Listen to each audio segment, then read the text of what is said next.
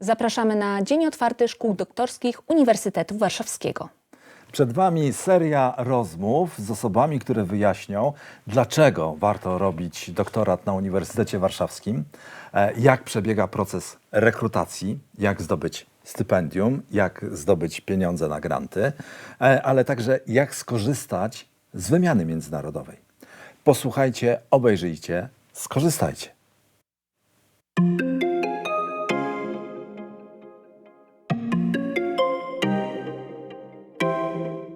Witamy bardzo serdecznie rektora Uniwersytetu Warszawskiego, profesora Alojzego Nowaka. Dzień dobry Państwu. Dzień dobry panie profesorze. Pan profesor był również wieloletnim dziekanem Wydziału Zarządzania, ale także praktykiem biznesu i jest pan fascynatem badań naukowych. To prawda, wszystko się zgadza. Byłem trzykrotnie dziekanem Wydziału Zarządzania, ponieważ jestem ekonomistą i finansistą.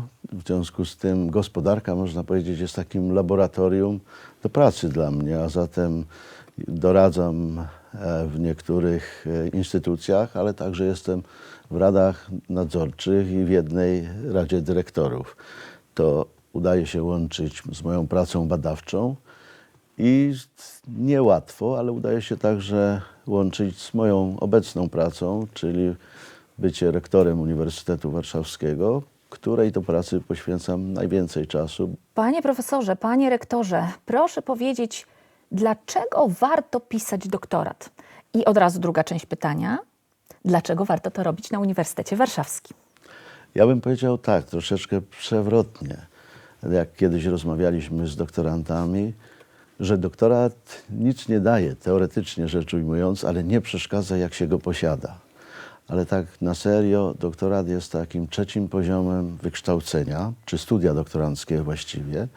I można powiedzieć, że podczas tych studiów młodzież, ta, która ma pasje badawcze, może się rozwijać zgodnie ze swoimi zainteresowaniami, uczestnicząc w zajęciach, prowadząc czasami zajęcia, uczestnicząc w seminariach. To daje jej szansę uporządkowania z jednej strony swojej wiedzy, poszerzenia swojej wiedzy, ale także stosowania odpowiedniej metodologii, bo każda dyscyplina ma własną metodologię, czyli zwraca się uwagę także na podejście metodologiczne, spójności logicznej i zawartości merytorycznej. To powoduje, że w rezultacie napisania doktoratu młody człowiek, młoda dama czy młody mężczyzna uzyskuje, można powiedzieć, dojrzałość badawczą, ponieważ doktoraty, które kończą się z reguły, czyli jest jako rezultat czy to pracy badawczej, czy to studiów doktoranckich, w większości krajów na świecie są ostatnim stopniem naukowym, który się zdobywa. A zatem, jeśli tak jest, to ten ostatni stopień naukowy, który się zdobywa, jest powszechnie rozpoznawalny. W wielu przypadkach, tak jak w przypadku Uniwersytetu Warszawskiego, cieszy się także dużym szacunkiem. To zatem daje młodym ludziom możliwość z doktoratami, możliwość funkcjonowania na szerokim rynku europejskim, ale także światowym. I tutaj odpowiem na tę drugą część pytania, które pani redaktor zadała. Dlaczego na Uniwersytecie Warszawskim? Dlatego, że Uniwersytet Warszawski jest jedną z najlepszych uczelni europejskich. Jest uczelnią rozpoznawaną nie tylko w Europie, ale także na świecie. A zatem uzyskanie doktoratu na Uniwersytecie Warszawskim, szacunek do dyplomu, który wyrażany jest przez pracodawców, zarówno ze środowiska akademickiego, jak i ze środowiska biznesowego, daje szansę dużą dla młodych ludzi w poszukiwaniu pracy, w znalezieniu pracy, w znalezieniu się w takim dość skomplikowanym i bardzo konkurencyjnym rynku. Niektóre dyscypliny, które mamy na Uniwersytecie Warszawskim, są nawet bardziej rozpoznawalne niż w Europie. Są to dyscypliny o zasięgu światowym. Myślę tutaj w szczególności o naukach przyrodniczych, ale nie tylko. Także nauki humanistyczne i także nauki społeczne osiągają coraz większe wyniki, coraz lepsze wyniki. Właściwie nie same nauki, ale osoby uprawiające tę naukę. A zatem młodzież, która tutaj do nas przychodzi, która przychodzi na studia, najpierw licencjackie, następnie magisterskie i do szkół doktorskich, ma coraz większą szansę bycia uznanym zarówno w środowisku akademickim w Europie i na świecie, ale także w biznesie. Stąd ważną jest sprawą, gdzie pisze się doktorat, ważną jest sprawą, u kogo pisze się doktorat. Mamy bardzo dużą grupę także profesorów i profesorek, które także mają bardzo duże osiągnięcia, zarówno publikacyjne, jak i dydaktyczne, bo są nauczycielami akademickimi w znanych i dobrych ośrodkach akademickich na świecie. W sumie to tworzy to taką silną społeczność akademicką, która daje z jednej strony szansę dobrego rozwoju dla doktorantów, ale nie tylko doktorantów, także młodszej młodzieży na studiach licencjackich i magisterskich i później daje dużą szansę na dobrą pracę.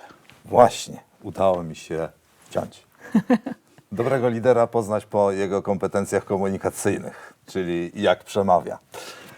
Panie profesorze, jak z tym biznesem jest? Czy rzeczywiście biznes czeka na doktorantów? Czy to, że mamy taki tytuł, że poświęciliśmy swój czas, zdolności na to, żeby zdobyć ten tytuł, czy to się przekłada później w pracy na wyższe honoraria, co tu dużo mówić?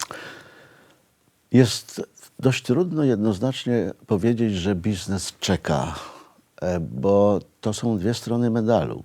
Z jednej strony mamy popyt i z drugiej strony mamy podaż. Żeby biznes czekał, to biznes musi być także zorientowany w tym, jakie badania są prowadzone, jak wygląda proces dydaktyczny, jak wygląda proces patentowania. Czyli biznes oczekuje pewnego takiego uznania także w środowisku, z jednej strony i naukowym, ale z drugiej strony także publikacyjnym i także nie tylko samym publikacyjnym, ale także w kwestiach cytowań. I jeśli popatrzylibyśmy na Uniwersytet Warszawski, to jesteśmy na bardzo dobrej drodze do współpracy z biznesem, do Czyli nasi większej... absolwenci mają łatwiej. Z jednej strony mają łatwiej, a z drugiej strony mają trudniej. Łatwiej mają dlatego, że ten biznes oferuje pracę, oferuje staże, oferuje praktyki, oferuje także zatrudnienie, ale przy rozmowach kwalifikacyjnych, bo to teraz tak jest, że przeprowadza się wszędzie rozmowy kwalifikacyjne, biznes patrzy na absolwenta każdego rodzaju studiów, na każdym poziomie Uniwersytetu Warszawskiego z trochę większymi wymaganiami niż z innych uczelni, a w szczególności z uczelni lokalnych. Jeden powód jest taki, że niejako biznes chce sprawdzić, czy rzeczywiście nasza pozycja, którą mamy, czy to w rankingach polskich, czy to w rankingach międzynarodowych, czy w rezultacie ewaluacji, odpowiada rzeczywistości, a z drugiej strony z reguły biznes tworzy sobie też pewne takie zaplecze kadrowe, czyli przyjmując osobę do pracy, ma taką szerszą perspektywę. Oczywiście jeśli ludzie w biznesie, którzy przeprowadzają te kwalifikacje, też mają taką szerszą perspektywę, bo przecież to nie jest tak, że wszyscy mamy jednakowo szeroką perspektywę i wtedy przyjmują takie osoby z myślą o tym, że być może na jednym stanowisku, na które jest przyjmowana, będzie przez chwilę, będzie przez pół roku, będzie przez rok, może nawet 2 lata, ale czy daje perspektywę dalszego awansu, czy może być zatrudniony na pozycji powiedzmy najpierw -2, później -1, a w końcu na tej pozycji 0, czyli do zarządu dyrektorów, zastępców dyrektorów i tak dalej. Więc to jest bycie absolwentem Uniwersytetu Warszawskiego autentycznie. To jest ogromna szansa na to, żeby osiągnąć sukces, ale z drugiej strony też, tak jak rozmawiamy z młodzieżą, oni muszą być przyzwyczajeni, czy nasi absolwenci, że są troszkę inaczej traktowani w tym sensie, że oczekiwania od nich też są trochę wyższe. Czyli noblesse oblige. Tak jest, dokładnie tak jest. Te oczekiwania są wyższe, natomiast oczekiwania tych młodych ludzi, którzy poświęcili swój czas, swoje talenty na zdobycie wiedzy, zdobycie nowych kompetencji, oczekiwania tych młodych ludzi są często takie, żeby sukces, wymierny sukces, czy to naukowy, czy to biznesowy, przyszedł szybko, natychmiast. Z pozycji osoby doświadczonej i w biznesie, i w nauce, jak na to spojrzeć? to nie jest sprint, to jest średni dystans? To jest z jednej strony prawda, panie redaktorze. Oni, ta młodzież nasza, ale także z innych uczelni, oni są częścią zmieniającego się świata. Świat się zmienił. Tak wyglądają w tej chwili procesy, które zachodzą, a jeśli przyjmiemy, że proces jest zjawiskiem obiektywnym, to trzeba się do niego dostosować. Młodzież żyje stosunkowo szybko, my wszyscy żyjemy stosunkowo szybko i szybko chciałaby także osiągnąć sukces, w szczególności ta młodzież, która jest ambitna i w szczególności ta część młodzieży, która włożyła dużo wysiłku podczas studiów, bo trzeba powiedzieć, i mówię to z dużym szacunkiem do nich i z pewnym zachwytem, że to jest już młodzież, która nie studiuje jednej dyscypliny, studiuje czasami 2, 3 dyscypliny, zna 3, 4 języki obce, posługuje się znakomicie komputerem, daje sobie radę w sieci. W związku z tym, jeśli te 5 lat, czy 6 lat, czy 4 lata spędzili na studiach, to ten okres ich studiowania jest właściwie, powiedziałbym, 2 razy, a może czasami 3 razy dłuższy niż wtedy, kiedy ja byłem studentem. W związku z tym oni w pewnym sensie mają prawo oczekiwania na szybki awans. No, czy wszyscy szybko awansują? To trudno jest jednoznacznie powiedzieć, bo do tego także potrzebne jest i doświadczenie, i pewne umiejętności. Stąd między innymi my także na Uniwersytecie Warszawskim, i to nie jest działanie jednorazowe, to jest pewien proces, który wszyscy musimy sobie uświadomić, żeby młodzież uczestniczyła w stażach i praktykach wtedy, kiedy jest studentem, czy to w okresie wakacyjnym, czy to w okresie międzysemestralnym, czy to nawet wtedy, kiedy studiuje, prawda? Żeby po pierwsze poznawali się z przyszłymi pracodawcami, a z drugiej strony, żeby nabierali pewności w tym funkcjonowaniu. Poza tym chciałbym powiedzieć jeszcze jedną rzecz. Na Uniwersytecie Warszawskim nie zależy nam tylko na kształceniu pracobiorców. My także jesteśmy bardzo zainteresowani w kształceniu pracodawców, czyli to są troszkę inne kompetencje, to są inne umiejętności, ale bardzo nam zależy na tym, żeby młodzież już na pierwszych latach studiów zakładała także własne biznesy, zakładała wspólne biznesy, pracowała także na zlecenie i żeby wyrobiła w sobie coś, co nazywa się skłonnością do ryzyka, bo bez ryzyka jest strasznie trudno osiągnąć sukces, że upadek, bankructwo to jest droga do sukcesu. Doświadczenie. Tak jest. Najważniejszą sprawą jest podnieść się i z porozrzucanych belek zbudować schody. Ja właśnie o to, jak sobie poradzić w trakcie jakiegoś kryzysu podczas pisania doktoratu, podczas tworzenia tego dzieła, które wieńczy kształcenie w szkole doktorskiej? Czy ma pan profesor, pan rektor jakąś radę? Myślę, że jednej dobrej i tej najlepszej rady nie ma, ale trzeba pamiętać o tym, że wszystko to, co jest poddawane ocenie, wszystko to, nad czym pracujemy, może być zupełnie inaczej odbierane przez środowisko, niż sami odbieramy. I pisanie pracy doktorskiej jest pisanie pracy na stopień.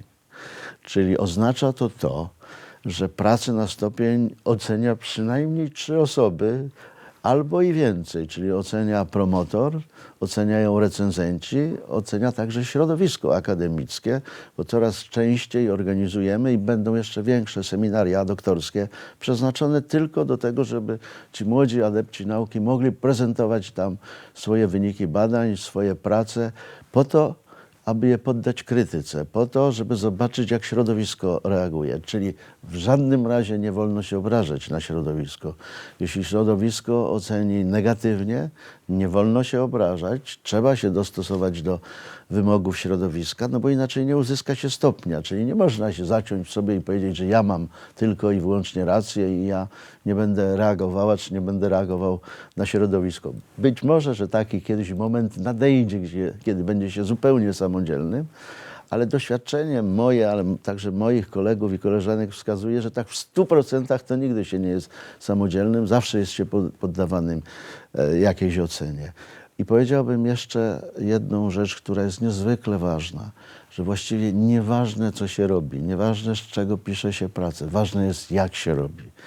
Czyli do tego trzeba mieć też pasję, do tego trzeba mieć warsztat badawczy, stąd zwracamy uwagę u nas w szkołach doktorskich, we wszystkich właściwie szkołach doktorskich, ale także przy doktoratach pisanych z zewnątrz, że metodologia jest ważna, to znaczy odpowiednie postawienie problemu jest ważne. Jest może nawet ważniejsze niż odpowiedź albo samo rozwiązanie tego problemu, czy niż odpowiedź na pytania, które tam się pojawią. Nie chcę i nie lekceważę odpowiedzi oczywiście na pytania, ale zastanowienie się, co chcę powiedzieć, co chcę rozwiązać, jaki problem istnieje, to jest sprawą ważną. No, następnie jest pewne logiczne tego uzasadnianie, prawda? I ta zawartość merytoryczna, która, mam wielką nadzieję, jest sprawą może najłatwiejszą i najprostszą dla tych, którzy mają pasję i dla tych, którzy zajmują się i badaniami naukowymi, i pisaniem tekstów, i pisaniem książek, i podręczników. Czyli trzeba mieć szacunek do siebie, trzeba mieć szacunek do wykonywanej pracy, ale trzeba mieć też szacunek do tych wszystkich, którzy oceniają nasze badania, naszą pracę po to, żeby w odpowiednich procedurach przyznać nam stopień. Czyli tu musimy być w pewnym sensie nie tyle spolegliwi, ale musimy mieć dystans do tego wszystkiego. Musimy być przygotowani na, to jest konstruktywna krytyka, nie krytykanstwo, jeżeli nie uzyskamy tej dobrej oceny w środowisku, tylko konstruktywna krytyka, z której powinniśmy wyciągnąć wnioski. Absolutnie to jest prawda. Przy czym trzeba powiedzieć tak, że może się tak zdarzyć, czasami zdarza się, to jest niewiele przypadków, że promotor kompletnie nie pasuje z doktorantem, czy doktorant z promotorem. I wtedy trzeba mieć jednak odwagę i zawsze zachęcam jedną i drugą stronę, że nie wolno na siebie się obrażać, gniewać się.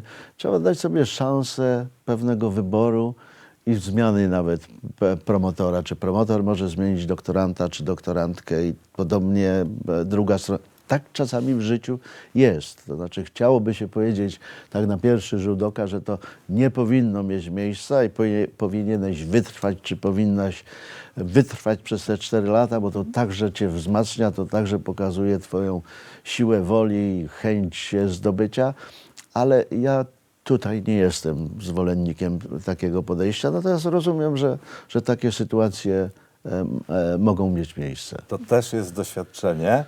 No i jest takie powiedzenie w biznesie, to nic osobistego. Absolutnie, bo najgorszą sprawą byłoby, gdyby powstały jakieś urazy osobiste. Nie, trzeba pamiętać, że to jest praca. Ciężka praca, chciałoby się powiedzieć mądra praca, ale ona też wymaga dużego wysiłku fizycznego, bo trzeba spędzić ileś godzin nad komputerem, nad literaturą, nad wywiadami, czy jeśli to jest z nauk społecznych, czy nad pracą w laboratorium, wykonać ileś prób, doświadczeń i tak dalej, które nie wychodzą, nie zawsze wychodzą. Można powiedzieć tak, że piękno nauki, piękno badań naukowych polega na tym, że nic nie jest pewne. Nie ma jasności, jaki będzie efekt. Czasami efekty, które wydają się mierne na samym początku, są wykorzystane za 50 lat, za 30, w szczególności w badaniach empirycznych. W związku z tym można by powiedzieć, że warto zapiski z tych badań, które się prowadzi, gdzieś pozostawiać, bo być może ktoś w przyszłości będzie potrzebował takiego brakującego ogniwa i wykorzysta i zbuduje się cały łańcuch. W naukach społecznych też właściwie nic nie jest takie do końca jasne, w naukach społecznych i humanistycznych, bo ośmieliłbym się tutaj powiedzieć, że wraz z rozwijającym się światem, wraz ze zdobyczami naukowymi, wraz ze zmieniającym się światem, wiele koncepcji, które było, tak jest na przykład w ekonomii, które było uznawane za klasyczne, za takie, które nigdy się nie zmienią. One uległy jednak zmianie.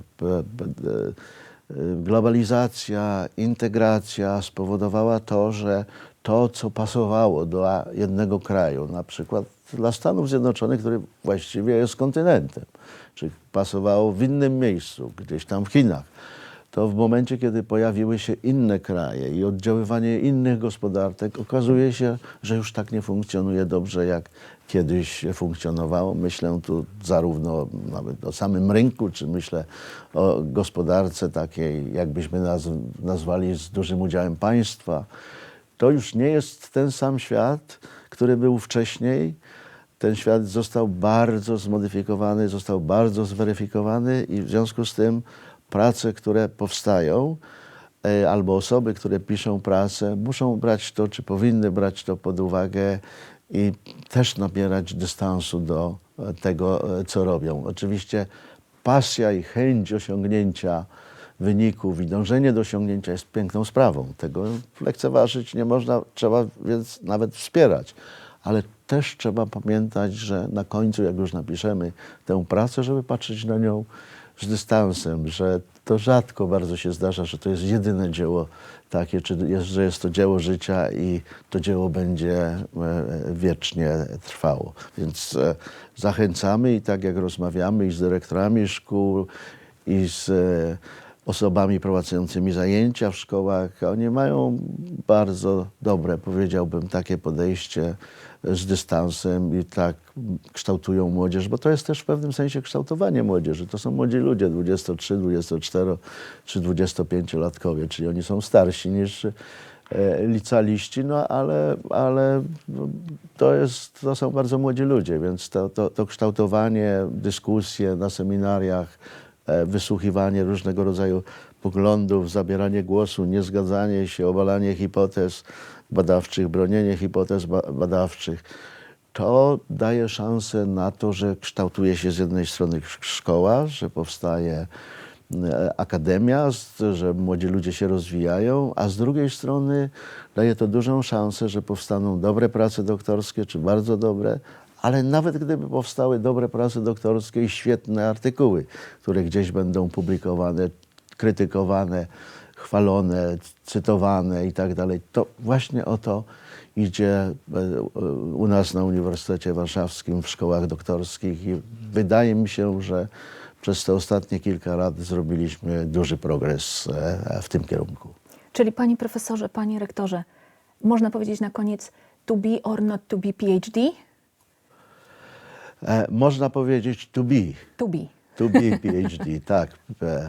Choć kiedyś, na przykład w Oxbridge, w Cambridge i w Oxfordzie, takie pokolenie, które jest pewnie 10-15 lat starsze ode mnie, była moda na nie pisanie doktoratów, tylko na kończenie kilku kierunków studiów i pisanie kilku prac magisterskich.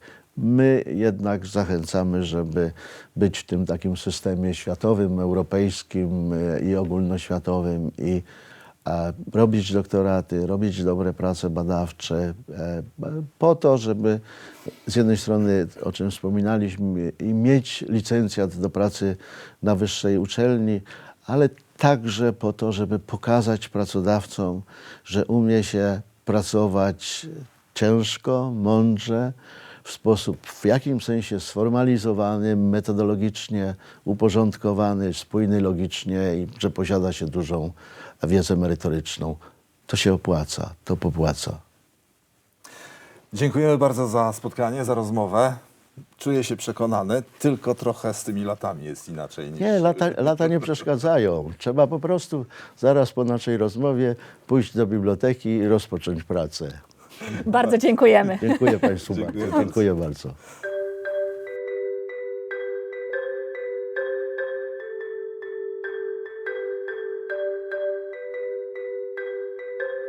Uniwersytet Warszawski to prestiż, jesteśmy w szczytach rankingów. Ponadto Uniwersytet Warszawski ma świetnych specjalistów i zapewnia nam pieniądze na badania, a na doktoracie to podstawa. Well, I love University of Warsaw because it has introduced me to the great city of Warsaw and its awesome people. So I really like living in Warsaw and studying at University of Warsaw. Uniwersytet Warszawski lubię za to, że jest bardzo dobrą uczelnią, posiada świetną kadrę dydaktyczną i można tutaj pogłębiać swoje zainteresowania, nauczyć się wielu ciekawych rzeczy. Mamy taką różnorodność społeczną, ponieważ na UW kształcą się ludzie i wykładają również ludzie, którzy pochodzą z różnych zakątków świata, więc można powiedzieć, że UW staje się coraz bardziej różnokulturowe. A jednocześnie dzięki temu, że mamy tak wiele wydziałów i tak wiele możliwości, Uniwersytet Warszawski jest również takim miejscem, w którym króluje interdyscyplinarność. My favorite place at the University of Warsaw is actually the next building to which we are standing, which is the Library of the University of Warsaw, because it's a great place to study and it is one of the most popular tourist attractions with its terrace garden.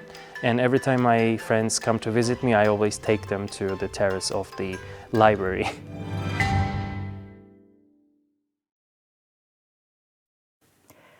Jest z nami pan prorektor do spraw badań, profesor Zygmunt Lalak. Profesor fizyki, który pracował między innymi na Uniwersytecie Oksfordzkim, Uniwersytecie Pensylwanii i w Mekce europejskich fizyków w laboratorium CERN w Szwajcarii. Dzień dobry, witam Państwa bardzo serdecznie, witam kolegów.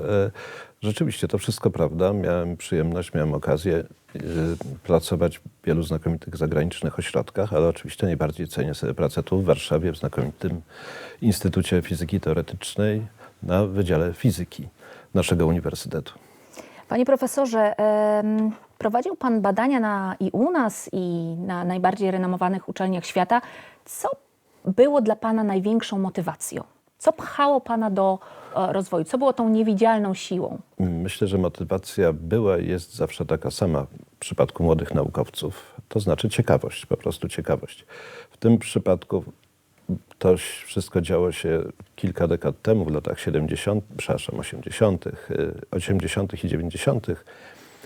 To oprócz ciekawości poznawczej, oprócz chęci zauczestniczenia w tych prawdziwych, doniosłych badaniach naukowych realizowanych w największych, najciekawszych, najważniejszych ośrodkach badawczych w Europie i w Stanach Zjednoczonych, no to do tego dochodziła jeszcze ciekawość świata, bo żyliśmy wtedy jeszcze w trochę innym ustroju, w trochę innych warunkach. Zdaliśmy wielki świat z przekazów medialnych, często, jak pewnie wszyscy wiedzą, niedoskonałych, nieprecyzyjnych, niezbyt wiernych. W związku z tym to była także pewna dodatkowa motywacja. I myślę, że dzisiaj ta motywacja jest taka sama, to znaczy przede wszystkim poznawcza. Przede wszystkim chcemy kontynuować karierę naukową, chcemy je rozwijać, chcemy zajmować się tymi najbardziej rozpoznawalnymi czy najważniejszymi problemami współczesnej nauki, a oprócz tego chcemy zobaczyć świat, chcemy zobaczyć, jak różne problemy są rozwiązywane w innych miejscach na naszej planecie. Panie profesorze, czy nasi doktoranci Uniwersytetu Warszawskiego mają szansę prowadzić badania na tak wysokim poziomie, jak w tych renomowanych uczelniach? Czy jesteśmy, może już nie jesteśmy globalną wioską, tylko jesteśmy taką uliczką przez wieś? Tak, sytuacja jest dużo lepsza niż kiedyś. Zresztą poziom tych badań w dawniejszych czasach też był wysoki. Natomiast, proszę Państwa, w obecnym czasie już tutaj na Uniwersytecie Warszawskim można realizować bardzo ciekawe projekty. Można brać udział we współpracach międzynarodowych, nawet pozostając tutaj, nie wyjeżdżając z Warszawy. Jak wiadomo, istnieje bardzo wiele możliwości, istnieją kontakty naukowe, które można pielęgnować przez środki przekazu, przez internet, przez nowoczesne połączenia telekomunikacyjne. Oczywiście to nie zastąpi nigdy bezpośredniego kontaktu z żywym człowiekiem, bezpośredniej, spontanicznej wymiany pomysłów, bezpośredniej współpracy, wspólnych rachunków i dyskusji przy tablicach, ale już teraz doktoranci, młodzi naukowcy, ale także dojrzali naukowcy na Uniwersytecie Warszawskim mogą uczestniczyć, mają szansę, wszelkie szanse aktywnego uczestnictwa w międzynarodowej wymianie naukowej i w realizacji ważnych projektów uznawanych w skali świata czy w skali Europy za projekty wiodące. Sprzyja temu realizacja wielu projektów badawczych na Uniwersytecie Warszawskim, finansowanych przez zewnętrzne agencje sponsorujące badania naukowe. Ten program jest pewnym dodatkiem do standardowych funduszy, do typowych funduszy, które mamy dostępne na wspieranie badań na Uniwersytecie Warszawskim. Pozwala wspierać najlepsze zespoły, najbardziej obiecujące projekty. Skierowany jest do najbardziej obiecujących badaczy, ale także do badaczy, którzy mają najciekawsze pomysły, którzy dają szansę, mają potencjał realizowania tych ciekawych pomysłów w interesujący sposób we współpracy z dobrymi ośrodkami. Krótko mówiąc, te fundusze realizowane są, te fundusze, które mają budować doskonałość badawczą naszego uniwersytetu i jego pozycję międzynarodową jako uczelni badawczej, kierowane są również do osób na wczesnych etapach kariery, także do studentów, doktorantów i młodych naukowców. Właśnie o tych młodych naukowcach. Panie profesorze, młodzi badacze bardzo często szukają jeszcze swojej drogi życiowej. Szukają też kierunków rozwoju w karierze naukowej. Czy uniwersytet może im jakoś pomóc? Tak, również w ramach inicjatywy doskonałości uruchomiliśmy programy kierowane szczególnie do młodych naukowców na różnych, ale wczesnych etapach kariery, które pomagają nawiązać kontakty, pomagają znaleźć mentorów. Także nie tylko w specjalnościach naukowych, nie tylko w działalności naukowej, ale także mentorów, którzy pozwalają w sposób, którzy mogą pomóc w skutecznym budowaniu drogi życiowej, kariery naukowej, bo to także w dzisiejszych czasach, zresztą w każdych czasach, ale w dzisiejszych szczególnie jest bardzo ważne. Pewna umiejętność świadomego budowania swojego potencjału badawczego, świadomego rozwoju, która gwarantuje, która daje pewne gwarancje na osiągnięcie sukcesu w trudnej karierze badacza, w trudnej karierze uniwersyteckiej. Te kariery nie są łatwe, wbrew temu, co by się mogło wydawać, nie tylko zresztą w Polsce, ale i za granicą. Środowisko badaczy jest środowiskiem bardzo konkurencyjnym. Jest to środowisko, w którym ścierają się wybitne osobowości ludzi ambitnych, ludzi, którzy chcą odnieść sukces i trzeba być przygotowanym do aktywnego uczestniczenia w tej grze, aktywnego uczestniczenia w tym wyścigu niezwykle szlachetnym, wyścigu, który skierowany jest w stronę tych rozwiązywania tych najbardziej interesujących, najbardziej palących problemów badawczych. Współczesnego świata. Ale po to jest uniwersytet, po to jest tu tylu naukowców, wybitnych promotorów, mentorów, żeby to ułatwiać. Czy możemy skupić się na paru programach, na przykład na programie Preludium, który ma ułatwiać prowadzenie tych badań? Preludia to jest bardzo ciekawa klasa konkursów na środki umożliwiające prowadzenie samodzielnych badań. Te konkursy są skierowane do młodych badaczy, na ostatnich etapach, na końcowym etapie przygotowywania rozprawy doktorskiej, czy dla młodych badaczy, którzy dopiero co uzyskali stopień doktora. Te konkursy są o tyle istotne, że kierownikami tych projektów uzyskanych w ramach konkursu Preludium są właśnie ci młodzi badacze, co daje im szansę na samodzielne kształtowanie projektu i samodzielne realizowanie tego projektu. Oczywiście wymaga także pewnej dojrzałości i dyscypliny, która pozwala ten projekt zrealizować w narzuconych ramach finansowych i czasowych, ale jest to niezwykle ciekawe, niezwykle ważne doświadczenie i obyśmy tego typu projektów mieli jak najwięcej na Uniwersytecie Warszawskim. Zdobywamy projektów Preludium bardzo wiele, kilkadziesiąt rocznie. Te projekty są realizowane z wielkimi sukcesami przez naszych młodych kolegów. A jak nasz własny uniwersytet wspiera pozyskiwanie pieniędzy na granty, na badania naukowe? Myślę tutaj o IDUB-ie, Inicjatywa Doskonałości, Uczelnia Badawcza. To wsparcie odbywa się na wielu poziomach. Po pierwsze, właściwie w każdym projekcie realizowanym w ramach Inicjatywy Doskonałości, w ramach programu IDUB uczestniczą ludzie młodzi. Właściwie w każdym projekcie znajdują się środki przeznaczone dla studentów czy doktorantów. Dla młodych naukowców, którzy w drodze konkursu, zazwyczaj w drodze konkursu dołączają do grup badawczych prowadzonych przez naukowców dojrzałych. Oprócz takich konkursów mamy również konkursy kierowane bezpośrednio do doktorantów i do studentów. Są to konkursy tak pomyślane, aby wspierać te najbardziej popularne i najistotniejsze dla rozwoju młodego naukowca, młodego adepta sprawności, umiejętności, to znaczy pozwalają wyjeżdżać na szkoły letnie, na szkoły tematyczne organizowane w kraju i za granicą, pozwalają odbywać staże krajowe i zagraniczne w wybitnych, wiodących ośrodkach badawczych, pozwalają wreszcie na odbycie kwerend i staży długoterminowych. Pozwalają także na realizowanie innych współpracy naukowej, międzynarodowej współpracy naukowej w innym jeszcze formacie.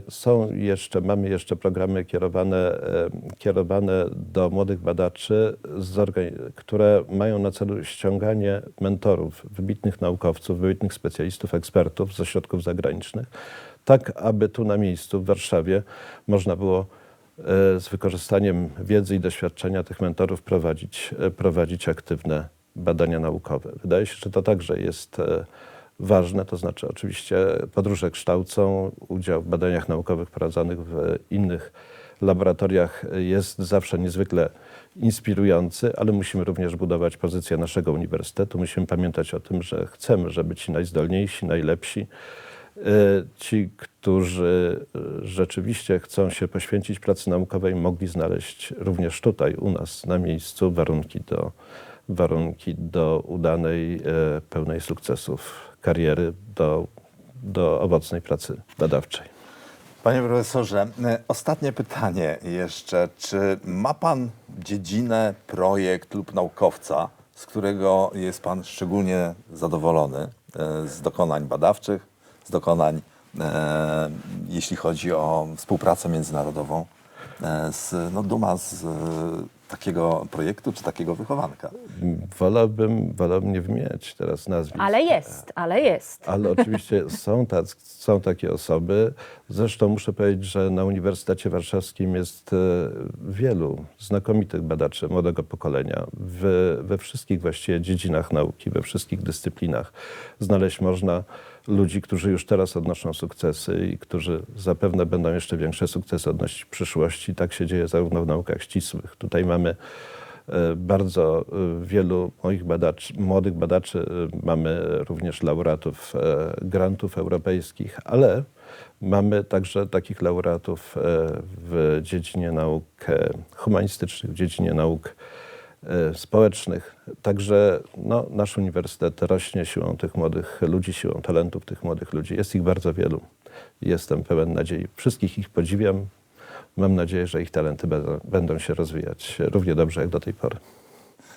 Dziękujemy bardzo za rozmowę, dziękujemy bardzo za spotkanie. Naszym gościem był prorektor do spraw badań, pan profesor Zygmunt Lalak. Dziękujemy. Dziękuję bardzo.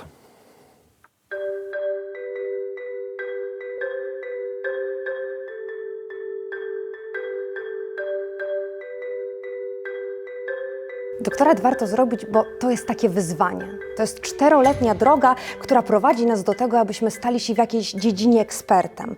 A jednocześnie doktorat jest takim miejscem, które pozwala nam zastanowić się, czy akademia jest miejscem dla nas. By doing PhD, not only do you contribute to academia and explore an idea in depth, but you also become a part of a greater community, both locally and globally, who in turn help you excel in your intellectual growth. Warto robić doktorat, bo warto się kształcić, warto się uczyć i rozwijać, a doktorat zapewnia nie tylko badania, nie tylko dalszy rozwój. Dodatkowo możemy robić takie rzeczy, jak na przykład uczyć studentów. Czego chcieć więcej?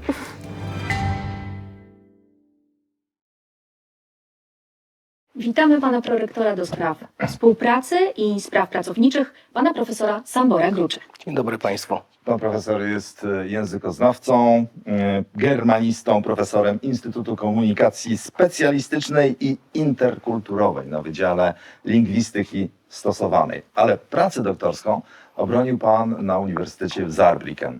Czy gdyby teraz pan miał okazję rozpoczynać swoją karierę naukową, wybrałby pan może nasz uniwersytet na pisanie pracy doktorskiej? Jest jedna poprawna odpowiedź. Z pewnością. Tylko tu. Dziękuję. A co przemawia za tym, żeby pisać pracę doktorską, pracować naukowo na Uniwersytecie Warszawskim?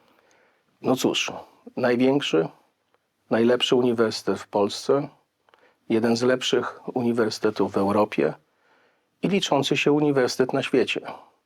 Uniwersytet liczy się dlatego, że ma studentów, doktorantów, ale także wysokiej jakości czy klasy pracowników naukowych. Rozmawiamy o szkołach doktorskich.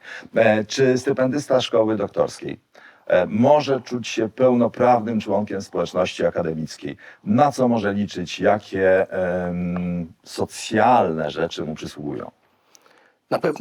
Na pewno może się czuć i ja myślę, że nie tylko może się czuć, ale mam nadzieję, że nasze doktorantki i doktoranci tak właśnie się czują. Jeżeli chodzi o takie zabezpieczenie socjalne, to uniwersytet oferuje różnego rodzaju zapomogi, choć nie wszystkie rodzaje dla studentów wypłacane z Zakładowego Funduszu Świadczeń Socjalnych.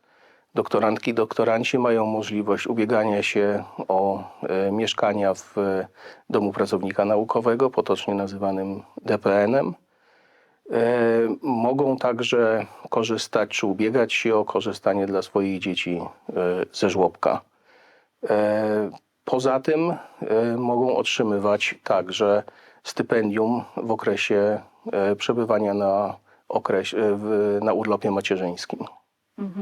A co z infrastrukturą wypoczynkową? Czy też mają prawo korzystać z tej infrastruktury? Tak, Uniwersytet Warszawski posiada ośrodki wypoczynkowe. Właśnie kończymy modernizację ośrodka wypoczynkowego w Górach, w Kirach. Mamy także ośrodek wypoczynkowy w Łukęcinie, to taka letnia rezydencja Uniwersytetu Warszawskiego jest i także mogą ubiegać się o korzystanie z miejsc czasowych w tych ośrodkach. Rozumiem, że stypendyście szkoły doktorskiej i w ogóle uczącemu się w szkole doktorskiej, kształcącemu się w szkole doktorskiej przysługuje prawo do opieki zdrowotnej w trakcie nauki. Znaczy przysługuje prawo do opieki zdrowotnej w trakcie nauki, to jest prawo ustawowe, ale ponadto Uniwersytet Warszawski zawarł dodatkowe umowy z 2 podmiotami dotyczące dodatkowej opieki zdrowotnej. Jedna z tych umów została podpisana z PZU i w tym programie oferowanym przez PZU z tego programu mogą także korzystać doktorantki i doktoranci. Czyli doktorantki i doktoranci są traktowani prawie jak pracownicy. Te ośrodki wypoczynkowe, różnego rodzaju przywileje socjalne. Natomiast czy wywodzą się z uniwersytetu, czy mogą wykładać, pracować już na etatach równolegle z uczestnictwem w szkole doktorskiej? To jest różnie. Oczywiście są tacy doktoranci, którzy są już pracownikami uniwersytetu i wtedy mogą w pełni korzystać z praw, które przysługują pracownikom, także tych socjalnych. Jeżeli chodzi o wykładanie, czy nauczanie, edukację, prowadzenie badań, no to wszystko zależy od tego, w jakim projekcie są, jaka jest wola, czy możliwości promotora, jakie są możliwości wydziału, no ale w gruncie rzeczy studia doktoranckie to jest rozpoczęcie kariery naukowej. W związku z tym z definicji doktorantki powinni uczestniczyć w badaniach naukowych i kształceniu studentów. Drugą dziedziną pana aktywności jako prorektora jest współpraca międzynarodowa. Rozumiem, że ona dotyczy również szkół doktorskich. Rozumiem, że dotyczy jakichś programów współpracy z zagranicznymi uczelniami.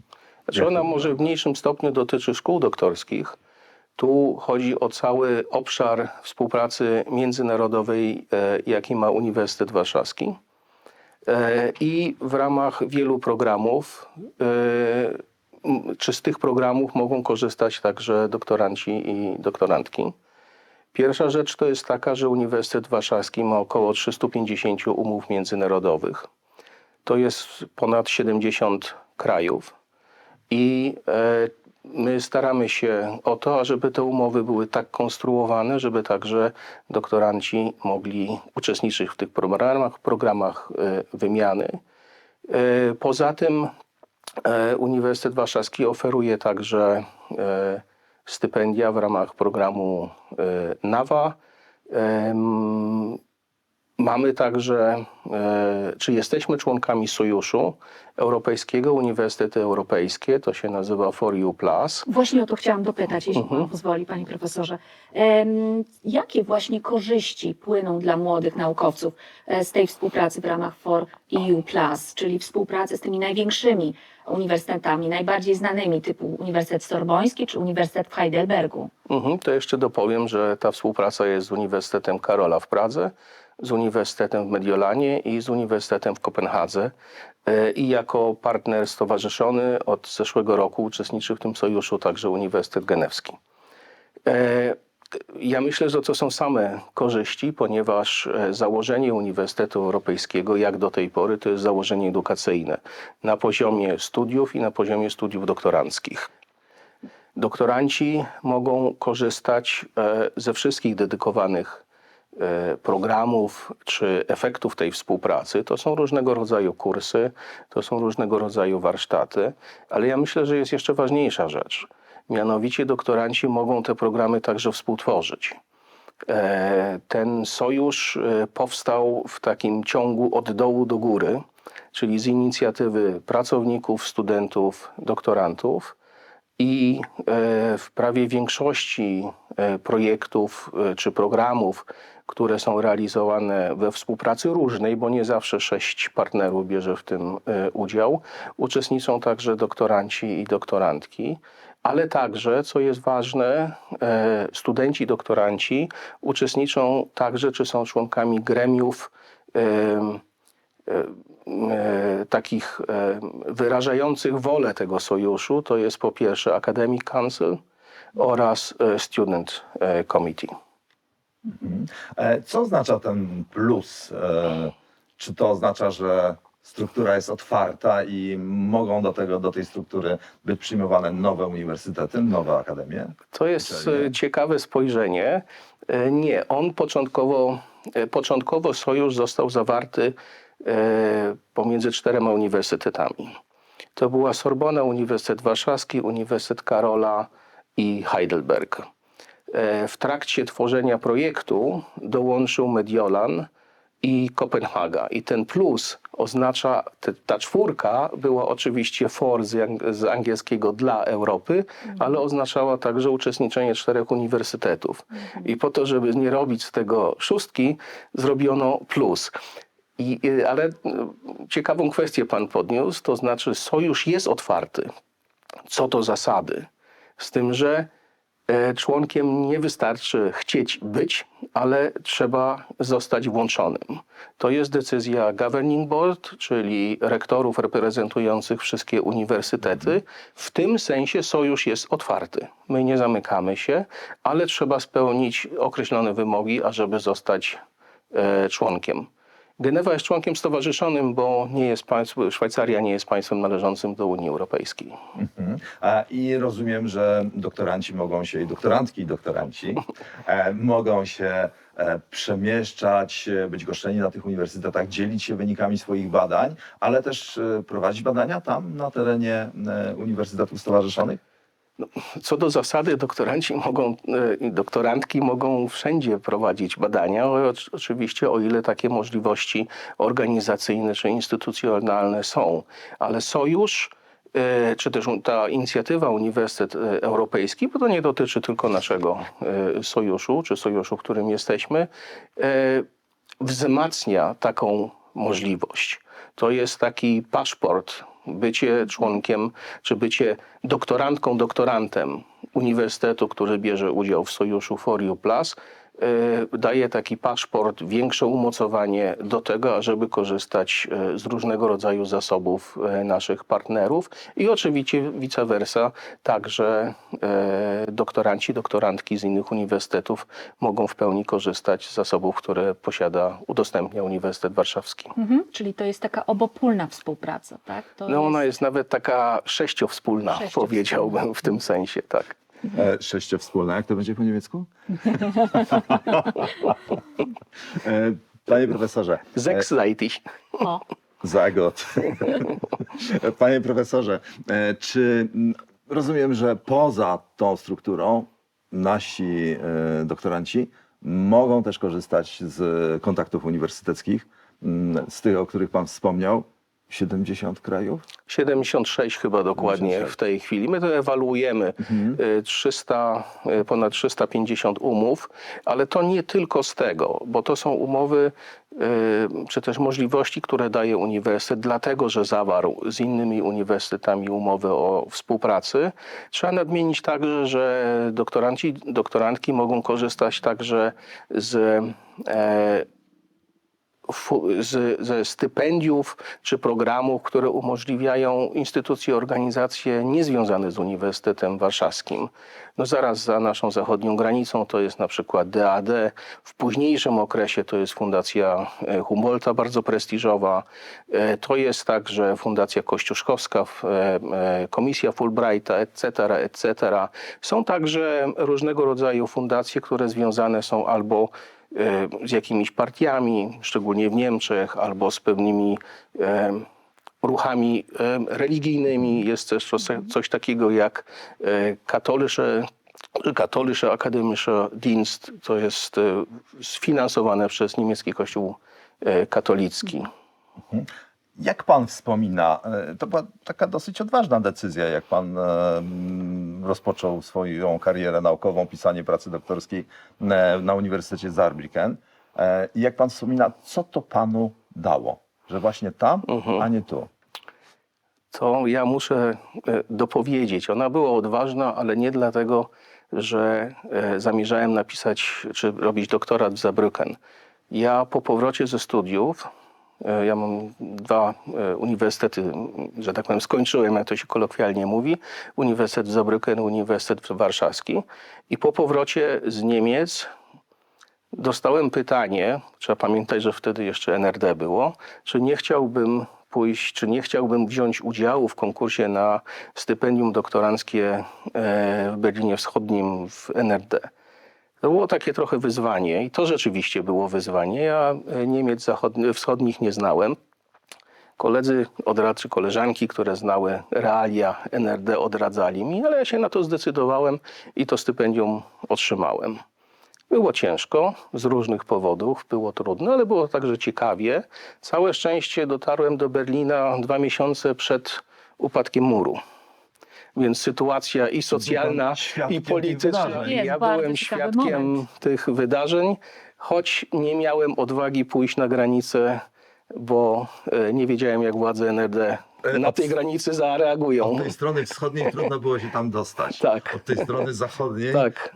można było wejść na podwyższenie, żeby sobie oglądać Zgadza się. z wysokości muru, co się dzieje po tej stronie. na pewno Tak. życiowe doświadczenie. I ja w Saarbrücken znalazłem się dlatego, że niestety przedwcześnie w Berlinie zmarł mój promotor i jeden z recenzentów mojej pracy magisterskiej zaoferował się pomóc mi w dalszym karierze doktoranckiej, że tak powiem. No i znowu znalazłem się w Saarbrücken i szczęśliwie tam ten stopień doktora uzyskałem. A potem znalazłem się w Warszawie i już historia jest dość prosta. Bardzo dziękujemy za rozmowę. Było nam bardzo miło.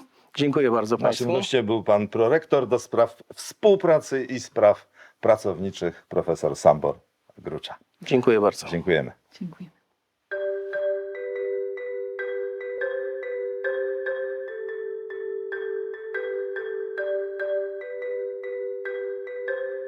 Jeśli zastanawiasz się nad doktoratem na UW, to nie ma nad czym się zastanawiać. Wystarczy znaleźć dobrego promotora i złożyć wniosek. Doktorat na Uniwersytecie Warszawskim to jest zdecydowanie jedna z najprzyjemniejszych podróży, jaka spotkała mnie w życiu. Są takie dwa główne wyznaczniki, które sprawią, że będzie ona jeszcze bardziej przyjemna. Po pierwsze jest to wybranie takiego tematu, który sprawia nam autentyczną przyjemność, no bo jednak musimy mierzyć się z nim przez 4 lata, a z drugiej strony jest to wybranie takiego promotora, promotorki, który będzie naszym prawdziwym mentorem, który pomoże nam się rozwijać i będzie dla nas realną pomocą na tej drodze.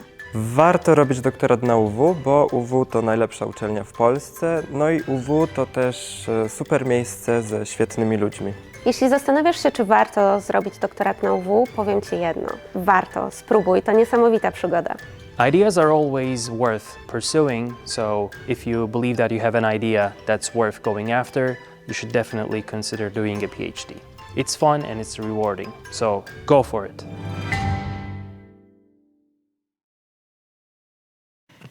Witamy pana profesora Sławomira Żółtka, prorektora do spraw studentów i jakości kształcenia. Dzień dobry. Dzień dobry, pan profesor jest prawnikiem, specjalizuje się w teorii prawa i prawie karnym, a także jest wieloletnim pracownikiem Sądu Najwyższego. Tak. To, żeby było oryginalnie, panie profesorze, porozmawiajmy z prawnikiem o liczbach. Ilu mamy doktorantów na UW? Ale to zależy, bo mamy dwie grupy doktorantów. Mamy doktorantów, którzy kształcą się w szkołach doktorskich i to jest 1260 kilka osób, bodajże 69. To jest pierwsza grupa, a druga grupa to są doktoranci, którzy odbywają studia, już kończą studia w ramach tak zwanej edukacji trzeciego stopnia i to jest około 630 osób. A jakie są rodzaje wsparcia finansowego dla nich? No to bardzo różne. Przede wszystkim, no może mówimy o tych nowych doktorantach, dlatego że starzy doktoranci już kończą, to jest ich ostatni rok, natomiast teraz zasadniczym kształceniem to jest kształcenie w szkołach doktorskich. I przede wszystkim te osoby otrzymują stypendium doktoranckie i to stypendium wynosi 2700 zł przed oceną śródokresową, a po ocenie śródokresowej wynosi 4100 zł. Ono dodatkowo może być zwiększone jeszcze o 800 zł, jeżeli osoba ma orzeczenie o niepełnosprawności. I to jest ta zasadnicza forma wsparcia, to jest to wsparcie, które każdy doktorant na uniwersytecie otrzymuje. Oprócz tego są różnego rodzaju programy, w których doktoranci mogą aplikować i uzyskiwać dodatkowe wsparcie.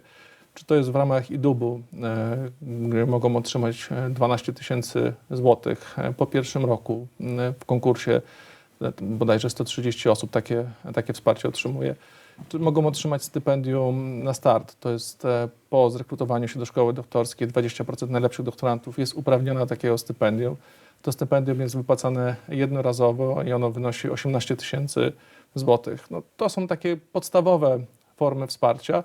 No oczywiście mamy takie formy wsparcia dość naturalne. Bo doktorant to już jest osoba, która często prowadzi życie rodzinne, normalne, a więc może aplikować w trakcie doktoratu na przykład o coś, co jest ekwivalentem urlopu macierzyńskiego czy tacierzyńskiego, na którym też odpowiednie wsparcie, takie jak zasiłek, ala zasiłek otrzymuje. Ilu doktorantów pracuje zawodowo podczas nauki? Czy macie takie dane? Żeby sobie Mamy, ale dorobić? te dane są zmienne w czasie.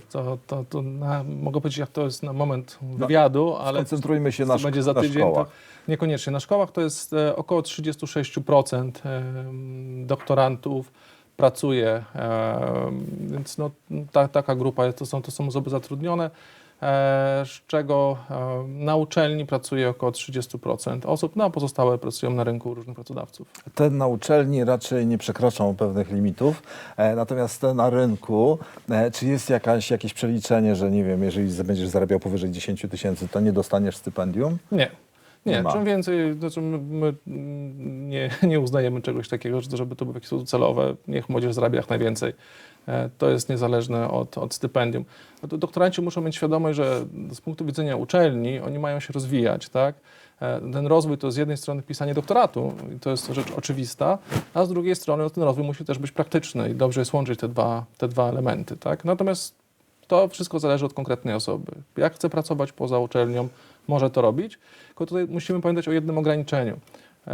Do oceny śródokresowej nie można pracować na uczelni w charakterze dydaktycznym. Dopiero po jakby połowie kariery można być zatrudnionym na wydziałach jako pracownik dydaktyczny.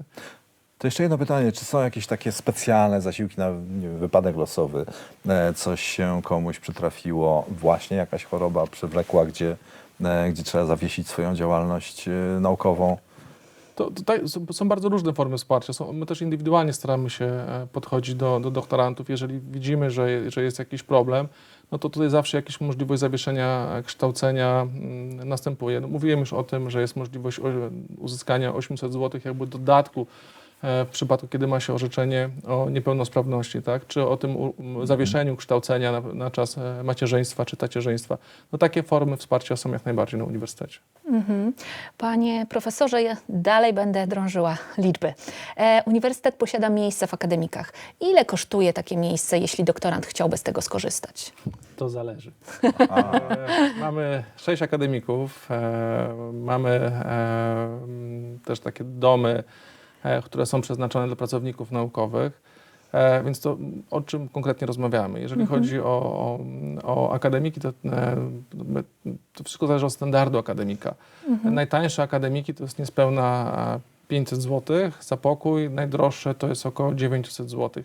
Podobnie jest, jeżeli chodzi o dom pracownika, to jest 400-800 zł. Tak mówię, to dana osoba musi sama się zdecydować, w jakim standardzie chce mieszkać. No niestety za wysoki standard też trzeba wyżej zapłacić, ponieważ uczelnia pokrywa tylko część kosztów związanych z życiem w akademiku.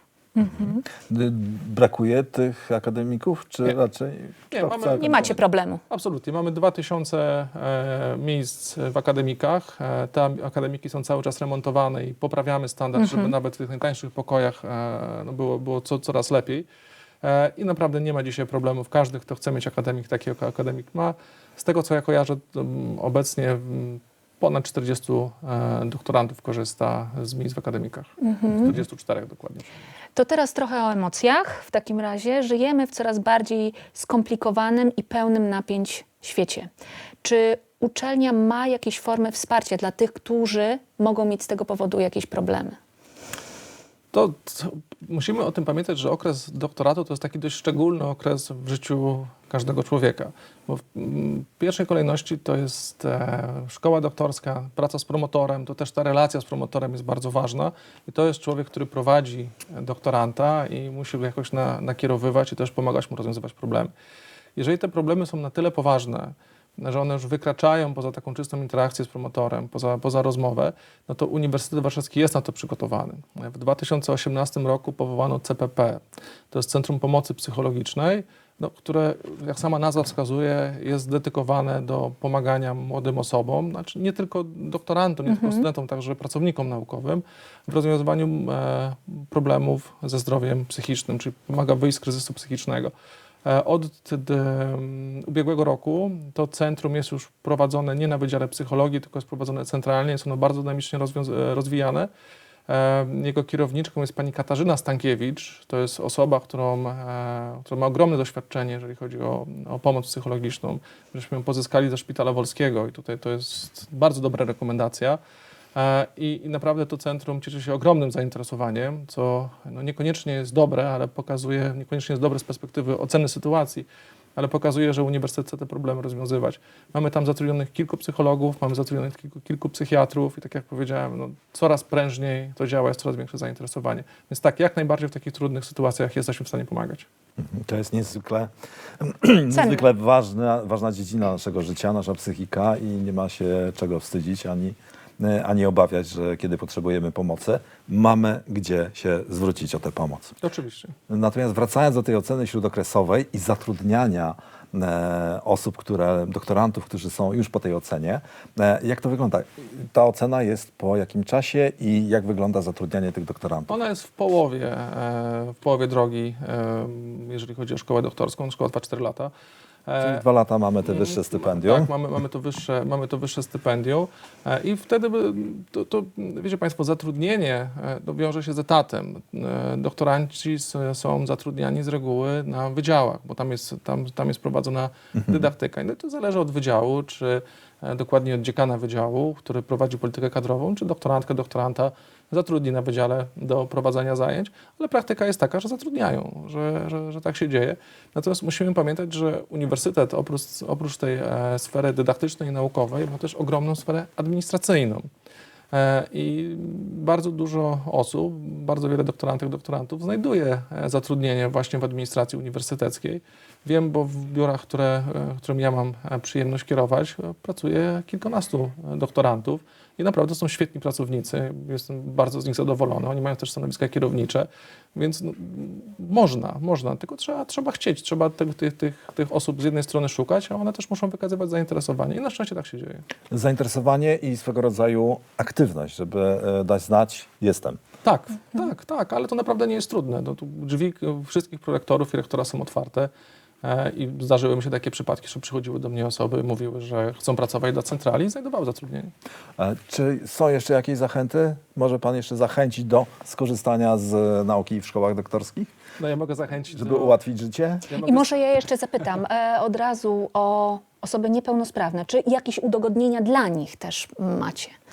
Tak, oczywiście. Przede wszystkim oprócz jakiejś sfery materialnej, o której już mówiłem, mamy biuro do spraw osób z niepełnosprawnościami. To jest biuro, które jest dedykowane do pomocy takim osobom. I to są bardzo różnego rodzaju usprawnienia, począwszy od transportu takich osób, które potrzebują, poprzez różnego rodzaju opiekunów, tak? No, poprzez wpływanie też na proces dydaktyczny i ułatwienia, które takie osoby mogą uzyskiwać w trakcie tego procesu. No, to jest biuro, które jest dedykowane do takiej indywidualnej pomocy. No, nic lepszego naprawdę nie mogło się przytrafić, więc to też jest na pewno jakaś zachęta, że myślę się o uniwersytecie, że my jesteśmy także otwarci z tej strony. Natomiast odpowiadając na Pana pytanie, no, wydaje mi się, że największą zachętą studiowania na Uniwersytecie Warszawskim czy doktoryzowania się na Uniwersytecie Warszawskim jest sam Uniwersytet Warszawski. Jest to, że mamy tu fantastycznych ludzi, że potrafimy się porozumieć i wspólnie prowadzić i budować bardzo fajne projekty. Więc to jest coś, co powinno skłonić tych, którzy wątpią, do tego, żeby robić doktorat, no i mówiąc wprost, żeby go robić na najlepszej polskiej uczelni, czyli na Uniwersytecie Warszawskim.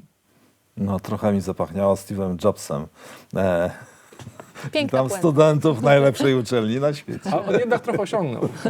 Jednak trochę osiągnął.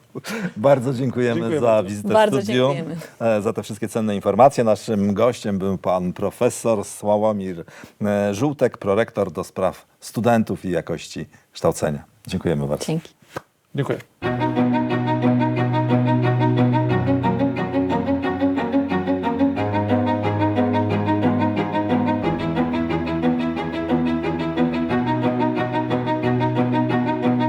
We are open to everyone. We belong to an international network that guarantees exchange and fellowship both in Europe and beyond. Our university is based in Warsaw, a city full of opportunities. We give you access to modern dormitories offered for all PhD candidates. We guarantee individual specialized assistance of the supervisors. We have excellent academic teachers. We can help you with your visa and other formalities related to your stay in Poland. You create our university. Let's do it together. Jest z nami pani profesor Monika Rykowska, dyrektorka Szkoły Doktorskiej Nauk Humanistycznych Uniwersytetu Warszawskiego. Dodam, że archeolożka i członkini Polskiej Akademii Nauk. Pani profesor, gdyby miała pani w kilku słowach ująć ideę Szkoły Doktorskiej Nauk Humanistycznych? To miejsce, które chciałabym móc nazwać kuźnią talentów. To miejsce, w którym spotykają się ludzie pełni pasji, ludzie mądrzy, ludzie ciekawi świata. To są ludzie, którzy są naszą przyszłością, bo to oni będą formować elity polityczne, kulturalne, społeczne nadchodzącej przyszłości. I szkoła doktorska ma być takim przyjaznym miejscem, żeby umożliwić im kształcenie, wspomóc ich w pisaniu prac doktorskich, ale i też umożliwić takie relacje międzyludzkie, między nimi, żeby wzrastali w poczuciu po pierwsze wagi badań, jakich prowadzą, po drugie wagi nauki jako takiej, która również nauk humanistycznych, a po trzecie, że to wszystko ma tylko połowiczną wartość, jeżeli nie weźmiemy pod uwagę również kontaktów między badaczami, kontaktów z środowiskiem zewnętrznym, czyli to, co się dzieje poza uniwersytetem. Uniwersytet i szkoła doktorska może być widziana jako pewnego rodzaju bańka, która kreuje świat, którego nie ma. To nie jest prawda, to nie jest bańka, aczkolwiek staramy się tworzyć takie przyjazne miejsce właśnie do tego, żeby się rozwijać na wszelkie możliwe sposoby. Czyli zostawiamy tą bańkę, a wróćmy do kuźni. Jak się przygotować do rekrutacji do tej kuźni? Czego Państwo oczekujecie? I ja od razu dopytam, jakie są te etapy rekrutacji? Żeby przygotować się do rekrutacji, trzeba przede wszystkim odpowiedzieć sobie na pytanie, czy na pewno chcę prowadzić badania w ramach szkoły doktorskiej, czy chcę zaangażować się w pracę taką 24/24 i 7 dni w tygodniu na 7 dni w tygodniu, bo jeżeli ktoś prowadzi badania, to niezależnie od prowadzenia kwerend czy pisania artykułów, to tak naprawdę oddany jest też tym badaniom całym sobą. Żeby się przygotować, to trzeba najpierw odpowiedzieć sobie na to pytanie, czy jest się gotowym 4 lata swojego życia właśnie poświęcić tej pasji. Jeżeli tak... Sprawdzacie 7 dni w tygodniu, 24 godziny? Nie sprawdzamy. Okay. Nie sprawdzamy. To właśnie jest kwestia pewnej samokontroli. I samodyscypliny. I samodyscypliny, tak, dokładnie. Po drugie, należy zastanowić się nad tym, w jakim kierunku prowadzić badania i w oparciu o to znaleźć promotora lub promotorkę, czyli osobę, która będzie mistrzem lub mistrzynią, która będzie wspomagać swoją wiedzą, swoimi umiejętnościami, swoimi kontaktami doktoranta lub doktorantkę w swojej drodze naukowej.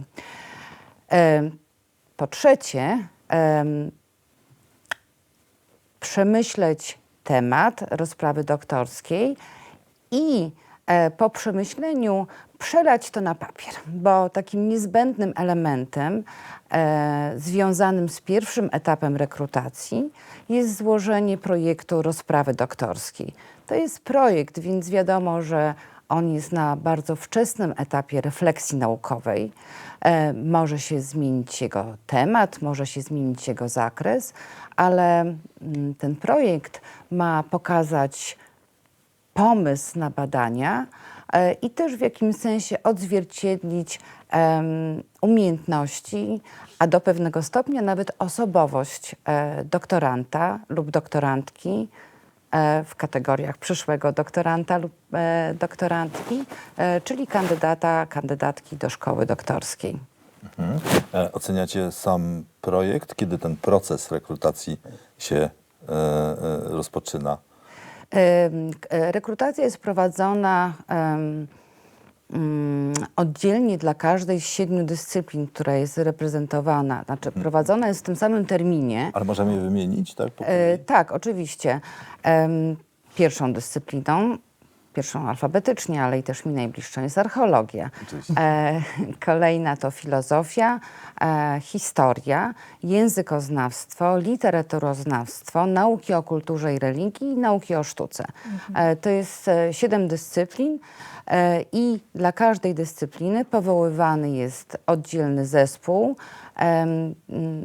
który prowadzi złożony z kilku osób, w tym również jedna z osób musi reprezentować inną dyscyplinę i taki zespół ma czas na to, żeby przestudiować projekty, właściwie je ocenić i na tym polega pierwszy etap rekrutacji. I do drugiego etapu rekrutacji przechodzą projekty, które otrzymują odpowiednią punktację, ale punktacja za projekt nie jest jedyną składową całościowej oceny, bo drugą jest ocena aktywności naukowej, którą można przedstawić. Niejednokrotnie zdarza się, że nawet jeżeli starają się o przyjęcie osoby, które są tuż po ukończeniu studiów 2. stopnia, czyli po napisaniu pracy magisterskiej, są to osoby na tyle aktywne, że mają za sobą już udział w konferencjach, publikacje naukowe, działalność popularyzatorską i to wszystko też podlega ocenie, dlatego że pierwszy etap to jest dossier oceniane przez komisję, ale na to dossier składa się projekt i właśnie ta działalność naukowa.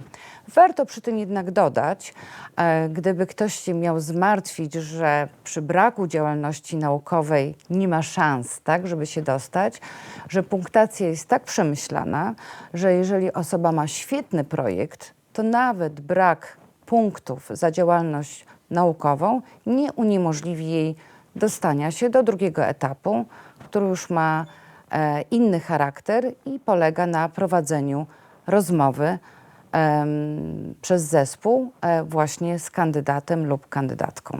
To ile czasu trwa ile czasu upływa od momentu, kiedy rozpoczyna się proces i kiedy ogłaszane są wyniki? Tak mniej więcej. To są 2 miesiące, miesiąc? To wszystko zależy, kiedy kandydat lub kandydatka zarejestrują się w tak zwanej IRCE, która jest jedyną drogą, tak, żeby się pokazać i złożyć swoje dokumenty. I rejestracja zaczyna się w pierwszej połowie maja, a kończy się w połowie czerwca. Wyniki, i to jest rejestracja, po jakimś czasie niedługim, niezbędnym do weryfikacji złożonych dokumentów, zespoły zaczynają swoją pracę, prowadzą tą pracę przez około 4 do 5 tygodni i ostatecznie wyniki są, czyli osób, które są rekomendowane do przyjęcia do szkoły doktorskiej, są upublicznione wraz z początkiem sierpnia.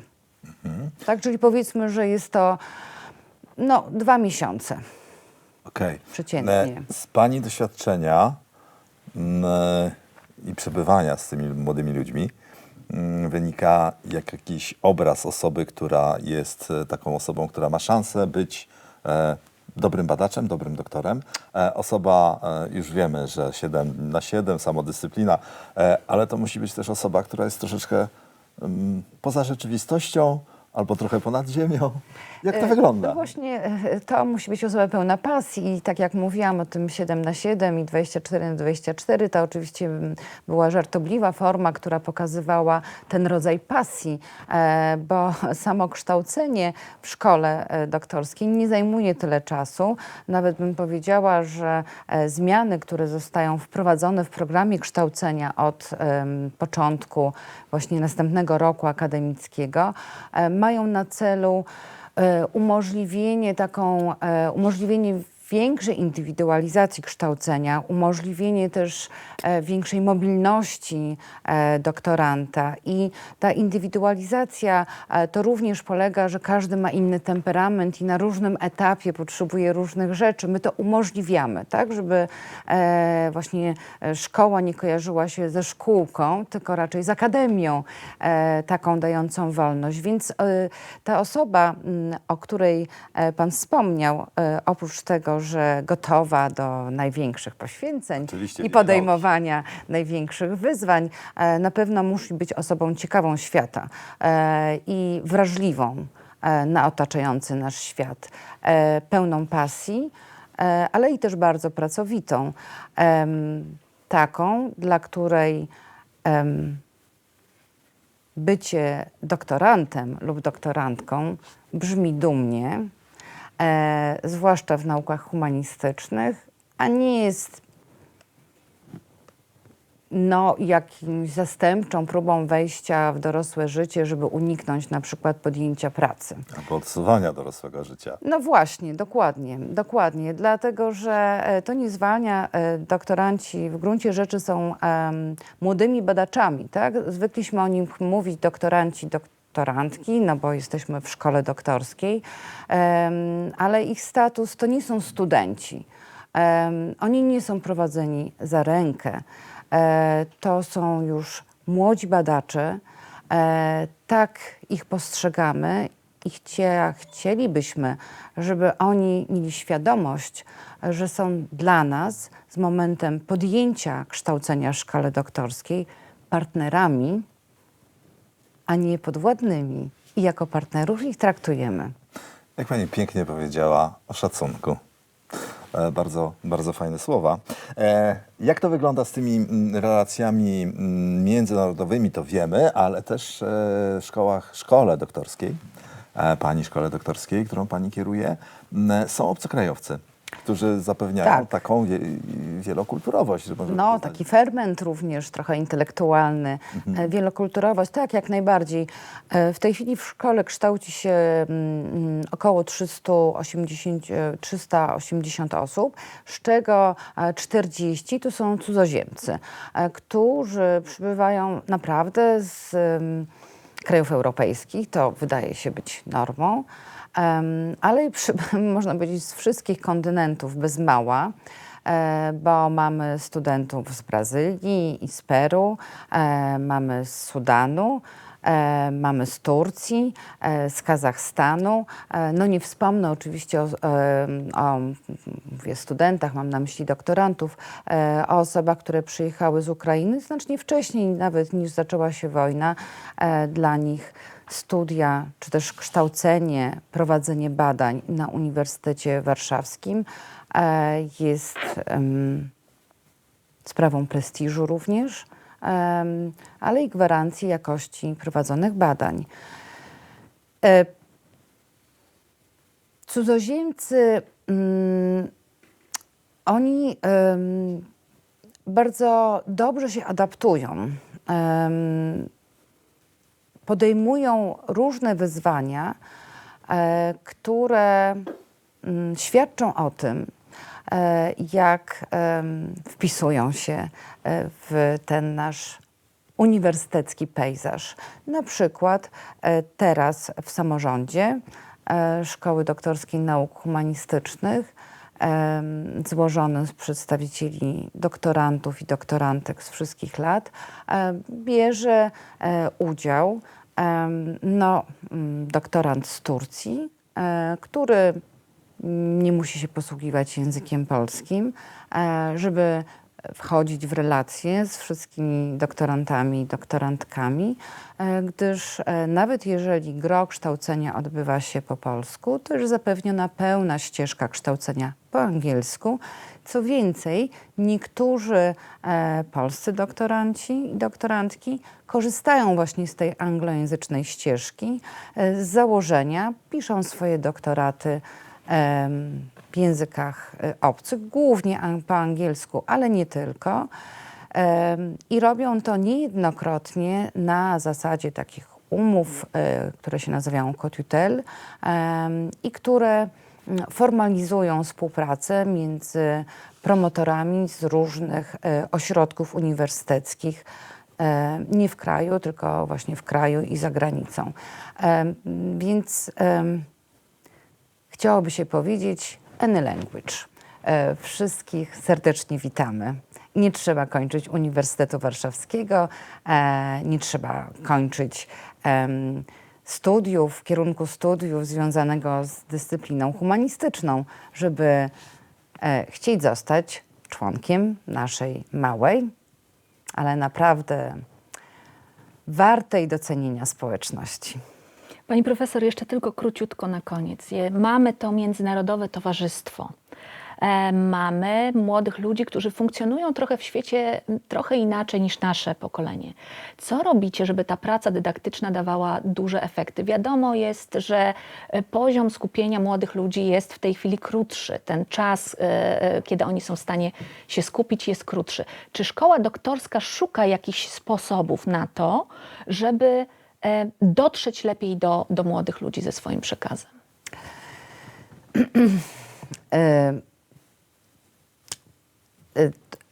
Po pierwsze, może bym zaczęła od tego, że to kształcenie to w gruncie rzeczy zestaw narzędzi, które mogą pomóc w prowadzeniu badań. I takich narzędzi chcemy dostarczyć. W prowadzeniu badań, ale i też narzędzi, które umożliwią na przykład pracę dydaktyczną, jeżeli ktoś myślałby o kontynuowaniu swojej działalności naukowej na naszym najlepszym w Polsce uniwersytecie lub w innym ośrodku uniwersyteckim.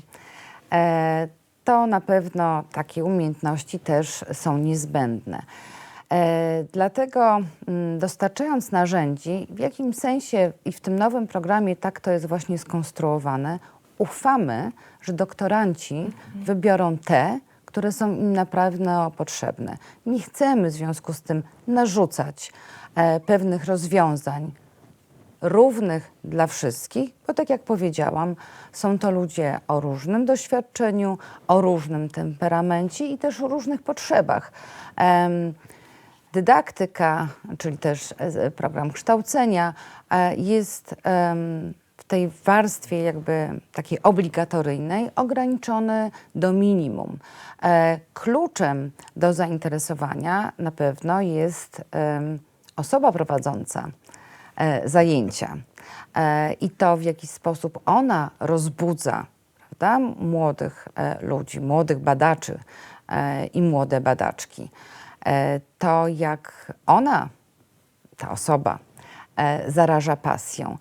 Dlatego stale monitorujemy jakość kształcenia. Korzystamy przy tym z ankiet, które oceniane są zajęcia. No i gdybyśmy czuli się zaniepokojeni negatywnym odbiorem zajęć, oczywiście dbamy właśnie o to, żeby znaleźć odpowiednią osobę, która by dostarczyła dawki wiedzy, ale i też podała tą wiedzę w interesujący sposób. Bardzo dziękujemy za rozmowę. Naszym gościem była pani profesor Monika Rekowska, dyrektor Szkoły Doktorskiej Nauk Humanistycznych. Bardzo dziękujemy. Bardzo dziękuję za zaproszenie. Dziękujemy. Dziękuję za rozmowę. Dziękuję.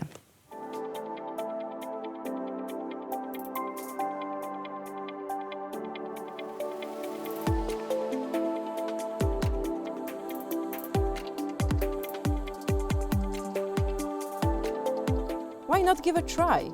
With us, you have impact on European science. We provide interdisciplinary curriculum so that it fits your research project. We are a multicultural community. Access to a wide range of libraries and digital resources. Many financial possibilities. We provide access to research grants from European and Polish institutions.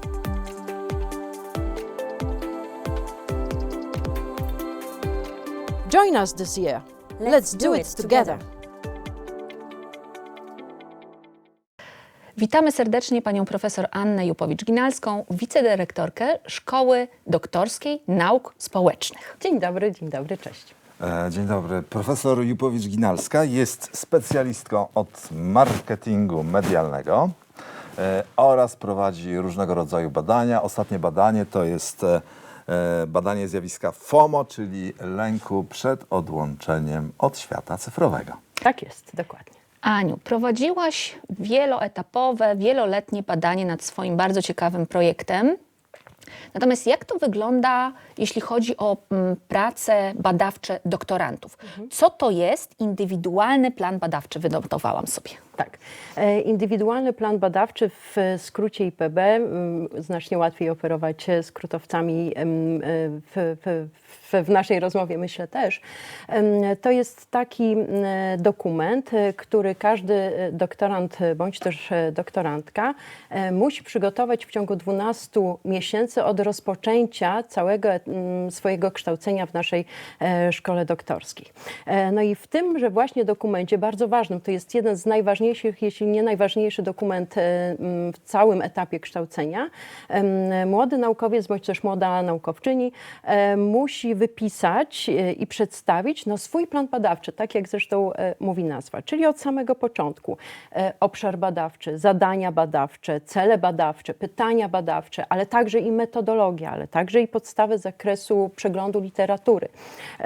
W tymże właśnie dokumencie należy także wskazać swoje plany naukowe, podzielić je na etapy, ale także na przykład wykazać, ile w konferencji naukowych planujemy, w ilu konferencjach naukowych planujemy uczestniczyć, ale również na przykład ile tekstów naukowych chcemy wysłać i opublikować. Innymi słowy, to jest taki harmonogram pracy naukowo-badawczej z elementami takiej troszkę samoorganizacji, ale również rozpowszechniania wyników badań.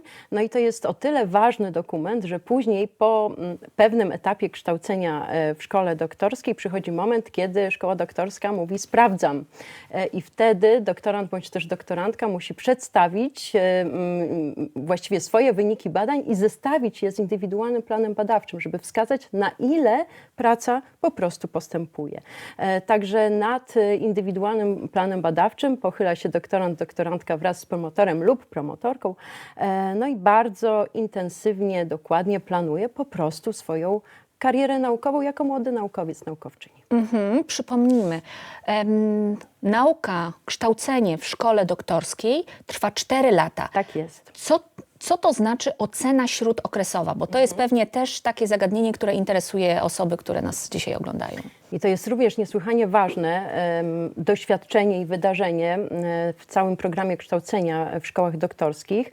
Ocena śródokresowa zdarza się po 2 latach kształcenia, czyli właściwie w połowie programu, kiedy to młody naukowiec, młoda naukowczyni musi wykazać tak naprawdę, jaki jest etap, jakie jest zaawansowanie prac naukowo-badawczych, szczególnie z naciskiem na dysertację naukową i wskazać, czy po prostu plan badawczy jest realizowany. Więc to się dzieje na podstawie sprawozdania, które pokazuje nam, na jakim etapie realizacji IPB jesteśmy, ale także dołącza się do tego inne dokumenty, takie jak na przykład specjalna ankieta, która opiniuje współpracę doktoranta z promotorem i taką ankietę realizuje, wypełnia doktorant bądź też doktorantka, ale z drugiej strony również do dokumentacji dołączana jest na przykład opinia promotora, promotorki o postępach prac, ale także ankieta wypełniana przez promotora na temat współpracy z młodym naukowcem bądź też naukowczynią. To, co jest jeszcze ważne, to oprócz tego, że w całym zestawie, pakiecie dokumentacji mamy jeszcze rozmowę z komisją. I w skład tej komisji wchodzą nie tylko wchodzą przedstawiciele dyscypliny danej, ale jeden członek bądź też członkini takiej komisji pochodzi spoza jednostki wiodącej, w tym przypadku naszego uniwersytetu. I to jest ten moment, w którym młody naukowiec, młoda naukowczyni spotyka się z komisją, komisja ocenia, sprawdza, weryfikuje, pyta, rozmawia z doktorantem, doktorantką na temat tego, jaki jest tak naprawdę etap realizacji. No i może się ocena śródokresowa zakończyć dwojako. Negatywnie, ale o tym lepiej nie mówmy, może zakończyć się pozytywnie i na to stawiamy i do tego motywujemy. A jeżeli zakończy się pozytywnie, to za tym idą bardzo konkretne profity, tak? Bardzo konkretne korzyści. No oczywiście dalej doktorantka może z nami zostać i może dokończyć swoją pracę naukową, ale oprócz tego mamy możliwość na przykład modyfikacji planu badawczego, indywidualnego planu badawczego, jeżeli na przykład czasem może tak być, przecież nie możemy wszystkiego założyć od samego początku, że pewne rzeczy trzeba zmienić w planie badawczym, że zachodzą zupełnie nowe okoliczności, że pojawiają się jakieś nowe przełomowe badania, które trzeba włączyć do pracy, więc ten etap oceny śródokresowej, zakończenie pozytywne etapu oceny śródokresowej może również wiązać się z tym, że troszkę pewne modyfikacje do planu badawczego wprowadzamy. Ale jest jeszcze jedna ważna rzecz, podwyżka stypendium. Także i ona jest dość Motywująca. motywująca, więc na pewno warto. Po tym ocenie śródokresowej. Tak. Państwo się nie dziwią, że rozmawiamy na ty, jesteśmy po imieniu, bo pracujemy na jednym wydziale. Tak jest. Wydziale Dziennikarstwa, Informacji i Bibliologii Tak Uniwersytetu jest, tak Warszawskiego. Ale powiedz mi, nam wszystkim, bo jesteśmy bardzo ciekawi, w jakich dyscyplinach kształci Szkoła Doktorska Nauk Społecznych? To jest aż 10 dyscyplin. To jest aż 10 dyscyplin i boję się, że moja pamięć nie ogarnia ich wszystkich. Odsyłam zainteresowanych do strony internetowej, ale wszystkie z dyscyplin koncentrują się na człowieku, a właściwie na życiu człowieka w społeczeństwie i otoczeniu społecznym. Więc tak naprawdę spektrum, albo powiedzmy sobie kolokwialnie rozstrzał tematyczny dyscyplin jest naprawdę bardzo spory i myślę, że każdy kandydatka zainteresowany badaniem, tak jak powiedziałam, człowieka w otoczeniu społecznym, w kontekście społeczeństwa znajdzie coś dla siebie, bo to jest nasza dyscyplina, muszę od niej zacząć, skoro jesteśmy w tak miłym i znającym się gronie, czyli komunikacja społeczna, nauki o komunikacji społecznej i mediach, ale mamy także nauki prawne, mamy także pedagogikę, psychologię, mamy nauki o zarządzaniu jakości, mamy ekonomię, mamy geografię na przykład. Mamy i szybciutko myślę, socjologia już powiedziałam, jak mówię, 10. Także naprawdę bardzo sporo. Trzeba jeszcze powiedzieć jedną rzecz, łącznie 100 miejsc dla wszystkich zainteresowanych. Oczywiście to nie jest tak, że mamy 10 dyscyplin, każda z dyscyplin ma po 10 miejsc. Niektóre mają 4 miejsca, niektóre 5, niektóre nawet ponad 20, to akurat nauki prawne.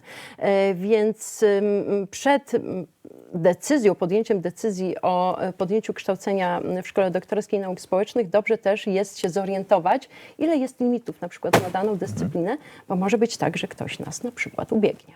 Czyli jest bardzo duża elitarność tejże szkoły.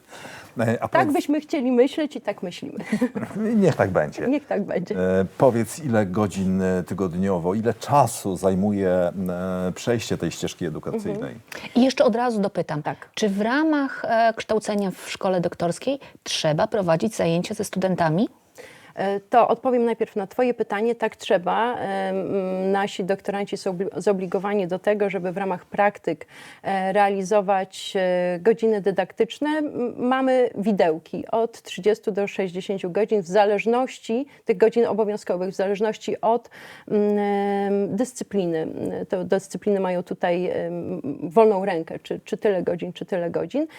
A to się niejako wiąże z twoim pytaniem, ponieważ przekazana przeze mnie przed chwilą informacja o praktykach oraz liczba godzin tygodniowo przeznaczona na edukację w szkole doktorskiej obecnie ulega zmianom, dlatego że jesteśmy w bardzo mocnym momencie, kiedy właściwie wdrażamy w życie nowy program kształcenia w szkole doktorskiej, więc już kandydaci i kandydatki, którzy będą aplikowali w tym roku, już będą aplikowali na na nowy program kształcenia, który całkowicie, wydaje mi się, zmienia podejście do edukacji młodych naukowców i naukowczyń, także w zakresie godzin, także w zakresie praktyk.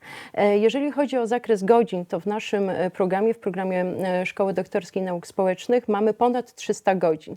I teraz tak, tam są również widełki i to ile tych godzin jest konkretnie zależy znowu od dyscypliny, którą wybierzemy, więc to jest ten element elastyczności, który wprowadzamy. Natomiast pewnym wspólnym mianownikiem w nowym programie kształcenia jest to, że pierwszy rok jest taki najmocniejszy, jeżeli chodzi o godziny. Tam mamy ponad 130 godzin rocznie, więc znowu w przełożeniu na tygodnie nauczania to nie jest aż tak obciążające. Można łączyć na przykład pracę zawodową.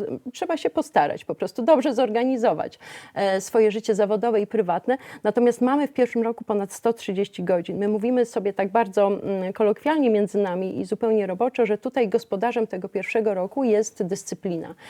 To znaczy bardzo nam zależy na tym, żeby ten pierwszy rok to były takie fundamentalne, bardzo potężne bloki metodologiczne i teoretyczne, w których doktoranci, doktorantki bardzo mocno wchodzą w świat dyscypliny. W każdej poszczególnej dyscyplinie z 10 przez nas oferowanych. Później mamy drugi i trzeci rok i tutaj już godziny systematycznie spadają, bo mamy na drugim roku ponad 100 godzin, na trzecim roku mamy ponad 60 godzin kształcenia, czyli widać tą schodkowość, prawda? Rozumiemy, że doktorant, doktorantka poświęca coraz więcej czasu na to, żeby prowadzić swoją pracę, więc my z godzinami obowiązkowymi schodzimy, dając tutaj większe pole do popisu młodym naukowcom i naukowczyniom. Natomiast ten drugi i trzeci rok to są lata i znowu tak kolokwialnie, gdzie gospodarzem jest promotor i doktorant. I tu zacieśniamy współpracę między doktorantem, doktorantką a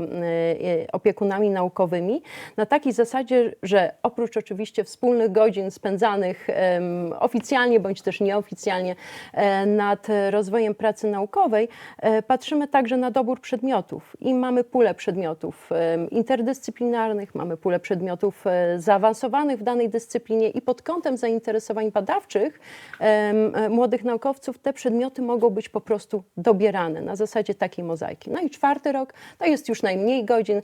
Gospodarzem tutaj jest doktorant bądź też doktorantka i on sama we własnym zakresie dobiera sobie godziny, które chce realizować, ale tych godzin jest naprawdę niewiele i jest najwięcej czasu, żeby po prostu dopiąć pracę i do końca i postawić tą ostateczną kropkę. Aniu, zanim przejdziemy do tej pracy dydaktycznej podczas kształcenia w szkole, zawsze jest ten moment pytania, kto będzie moim promotorem? Jak go znaleźć? Jak znaleźć promotorkę? No to jest bardzo, bardzo, bardzo ważne pytanie, bo ono właściwie ustala nam pracę, życie, relacje międzyludzkie na kolejne 4 lata. To, co jest bardzo istotne, to to, że szkoła doktorska nie pośredniczy w znajdowaniu promotorów i promotorek. Tutaj kandydat, kandydatka musi jakby podjąć własną inicjatywę i są z doświadczenia patrząc po prostu na to, jakie drogi są obierane przez kandydatów, możemy powiedzieć, że to jest droga bardzo oficjalna albo droga mniej oficjalna. Ta droga mniej oficjalna wiąże się z pewną naturalną kontynuacją kształcenia po zakończeniu studiów magisterskich. Często bywa tak, że na przykład osoba, która po prostu wie, że chce się związać z nauką, czuje, że chce dostać się do szkoły doktorskiej i na przykład wybiera promotora, który był promotorem pracy magisterskiej, albo wybiera kogoś z danej dyscypliny, albo po prostu naukowca, z którym ma jakieś bliższe relacje, wie, czym się naukowiec zajmuje, ale też wie, że po prostu charakterologicznie będziemy dopasowani, bo wbrew pozorom to też jest ważne, przynajmniej ja w to bardzo mocno wierzę, że w dobrej atmosferze lepiej się pracuje. A druga, bardziej oficjalna droga, to można zawsze wejść sobie na specjalną stronę, w której mamy wykaz promotorów. Oczywiście to nie jest tak, że jeżeli danego nazwiska promotora nie ma w tym wykazie, to nie można z nim współpracować. Nie, ale to jest taka pewna pierwsza droga kontaktu, gdzie po dyscyplinie, po zainteresowaniach badawczych możemy faktycznie namierzyć potencjalnego promotora, promotorkę, z nim się bezpośrednio skontaktować, no i zacząć już rozmawiać, zapytać się, czy jest szansa na taką współpracę, przedstawić swój pomysł na pracę, no i ewentualnie, jeżeli potencjalny promotor wyrazi zgodę, no to wtedy pozyskać stosowny dokument, stosowne potwierdzenie i dołączyć się po prostu do dokumentacji. Jeszcze ostatnie pytanie, króciutko. Anno, z Twojego doświadczenia naukowczyni, profesorki, wynika, że łatwiej jest, kto się częściej zgłasza do takich szkół, kto częściej chce robić doktorat? Faceci, mówiąc kolokwialnie, czy kobiety? No i muszę powiedzieć, że u nas jest równościowo, inkluzywnie, porówni tak naprawdę. Nie widzimy tutaj specjalnego nasilenia, patrząc na rekrutację z ostatniego roku, że było więcej kobiet, że było więcej mężczyzn. Te różnice są naprawdę niewielkie, 60 do 40% w takiej ogólnej skali, chociaż oczywiście w zależności od dyscypliny czasem bywa tak, że ta szala się przechyla na różne strony. Ale my się tym nie kierujemy tak naprawdę. Zależy nam po prostu na ludziach, na osobach, które są zainteresowane tym, co chcą robić naukowo, są zainteresowane swoim rozwojem, są odpowiednio zmotywowane, no i z którymi będzie nam się bardzo dobrze pracowało przez najbliższe 4 lata. Więc kwestia płci czy innych cech tak naprawdę osobowościowych jest dla nas tu mniej istotna. Liczy się po prostu człowiek. Czyli jest normalnie. Bardzo dziękujemy za rozmowę. Naszym gościem była pani profesor Anna Jupowicz-Ginalska. Dziękuję bardzo, dzięki wielkie. Dzięki.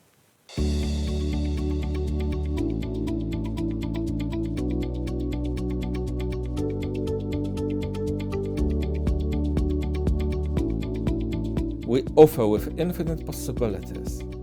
We have excellent academic teachers. We provide you with modern research facilities. We give you access to dormitories offered for all doctoral students. We have extensive technical and technological background. University of Warsaw is not just education. We are in the heart of Europe. See you in Warsaw. Let's do it together.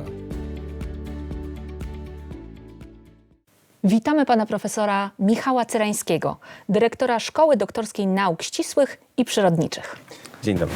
Dzień dobry panie profesorze. Absolwent, doktor, profesor Wydziału Chemii Uniwersytetu Warszawskiego. W 1994 roku magisterium, w 1998 doktorat. Warto z taką determinacją osiągać te poszczególne etapy kariery naukowej, a może trzeba było zrobić sobie 2 lata przerwy? Myślę, że to pytanie retoryczne. Oczywiście warto. Praca naukowa jest niezwykle, praca na uniwersytecie jest niezwykle specyficzna, ale także bardzo wymagająca. W dużym stopniu kształtuje naszą osobowość. Przynosi bardzo wiele satysfakcji, również czasami frustracji. Myślę, że każdy tego doświadcza.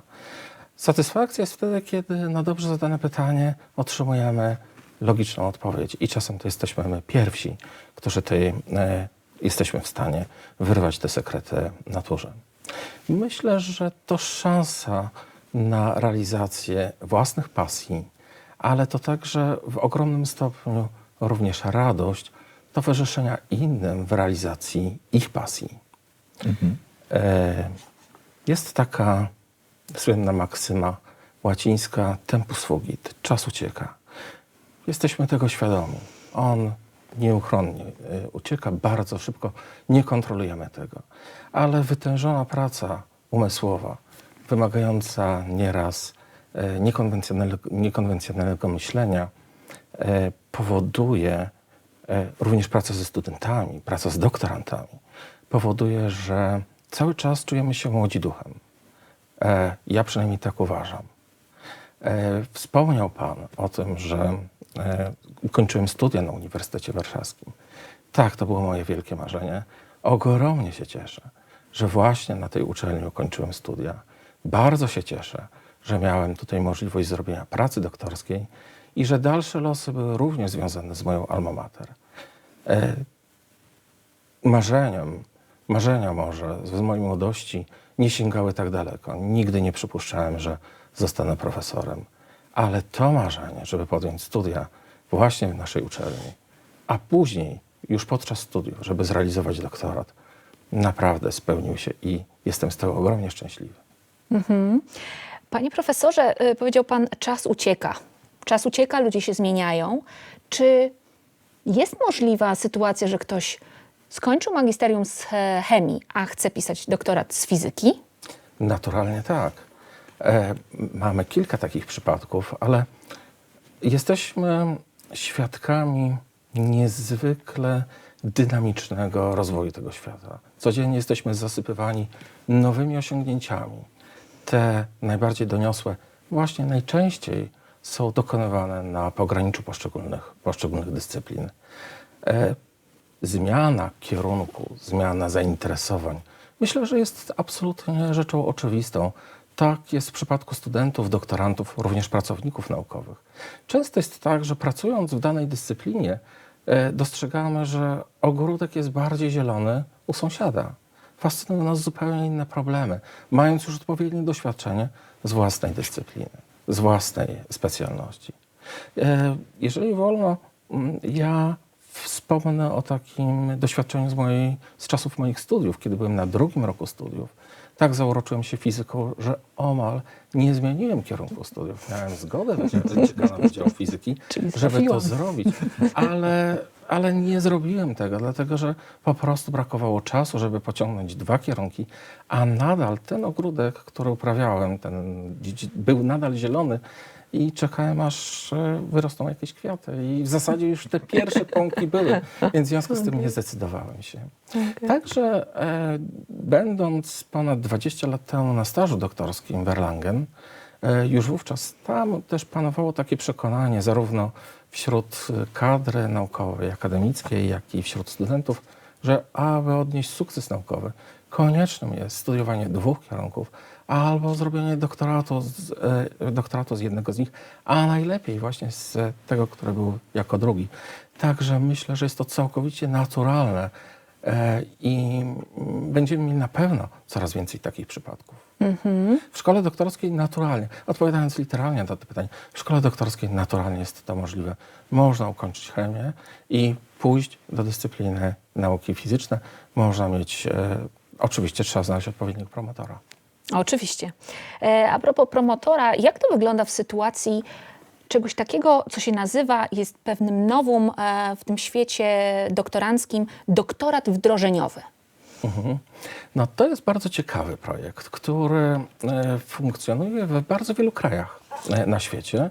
W Polsce został on zaproponowany, wprowadzony przez ministerstwo, wydaje mi się, że 6 lat temu. I rzeczywiście tutaj doktorant, który jest zatrudniony w firmie, ma 2 promotorów, 2 opiekunów może. Jednego promotora z świata akademickiego, w tym przypadku, w naszym przypadku z Uniwersytetu Warszawskiego, natomiast drugiego opiekuna z firmy. To są doktoraty, które mają charakter aplikacyjny. Polegają na opracowaniu jakiejś konstrukcji, rozwiązania technologicznego, konstrukcyjnego, które może być wdrożone w firmie, w której on pracuje.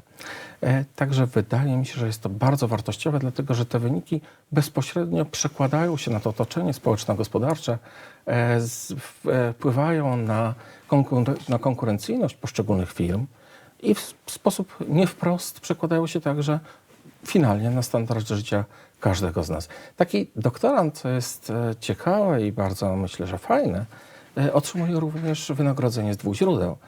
Od swojego pracodawcy oraz z ministerstwa w formie stypendium. Czy ma pan jakieś projekty, które są szczególnie powodem do dumy?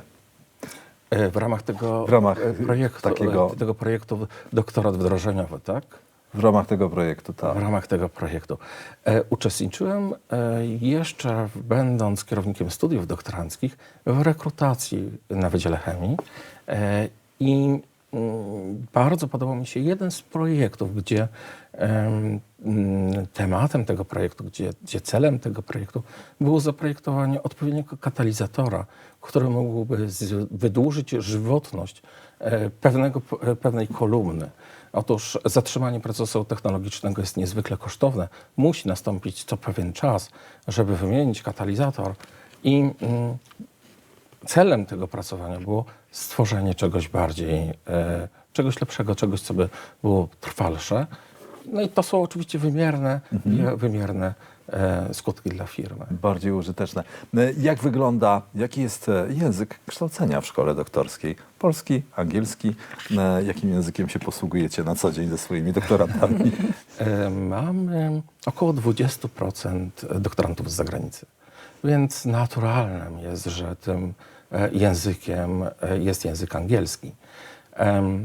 Ale nawet gdyby nie było tych doktorantów z zagranicy, w przypadku nauk ścisłych, przyrodniczych, no to jest podstawowy język, w którym jest dostępna literatura, w którym odbywają się dyskusje naukowe na konferencjach. Także bez znajomości języka angielskiego trudno jest mi sobie wyobrazić realizację pracy doktorskiej.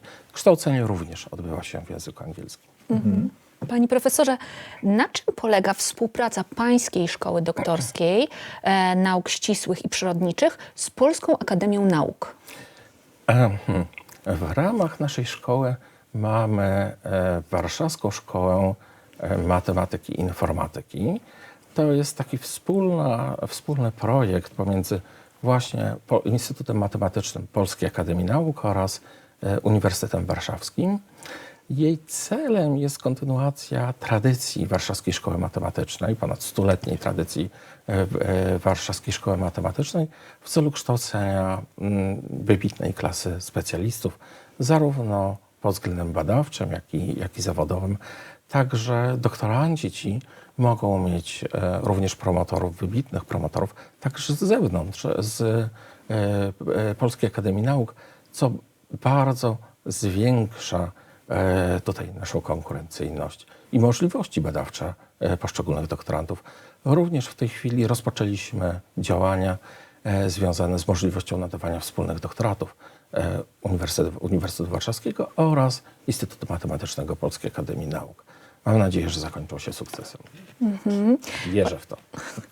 Panie profesorze, z badania, które zostało przeprowadzone wśród wszystkich doktorantów, wynika, że oni się utrzymują ze stypendium, z grantów. Część z nich również pracuje w innych miejscach, ale 36% doktorantów deklaruje, że ma jakieś dochody z grantów.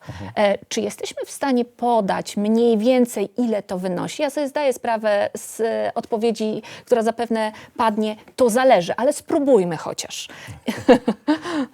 Rzeczywiście to zależy od bardzo wielu czynników, ale doktoranci mogą otrzymywać stypendia z różnych źródeł. W przypadku doktorantów, którzy są rekrutowani w rekrutacji limitowej i dodatkowo włączeni w realizację grantów, takie wynagrodzenie, jeżeli ich promotorzy oczywiście są kierownikami grantów, może wynosić około 5000 złotych netto, także dosyć dużo.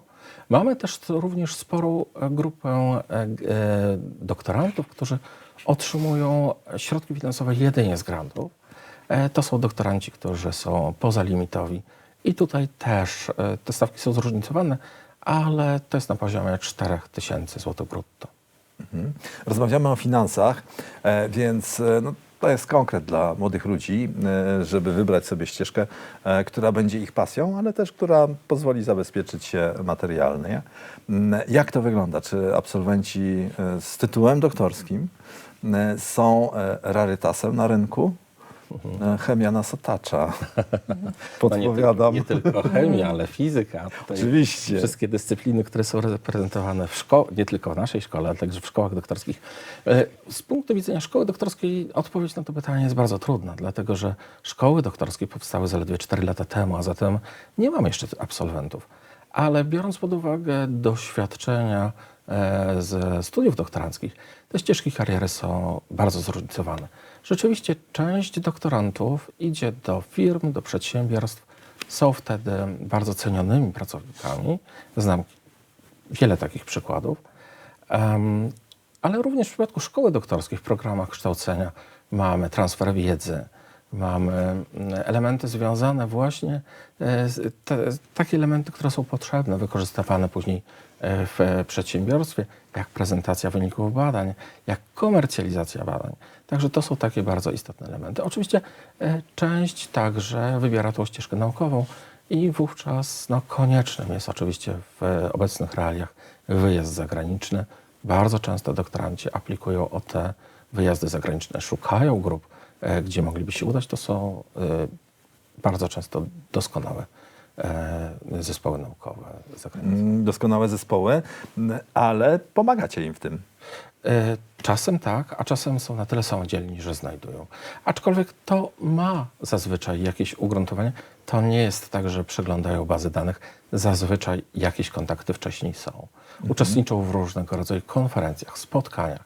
Tam poznają wybitnych naukowców. Tam są pierwsze kontakty. Także niekoniecznie nawet związane z osobą promotora, z kontaktami, które ma promotor.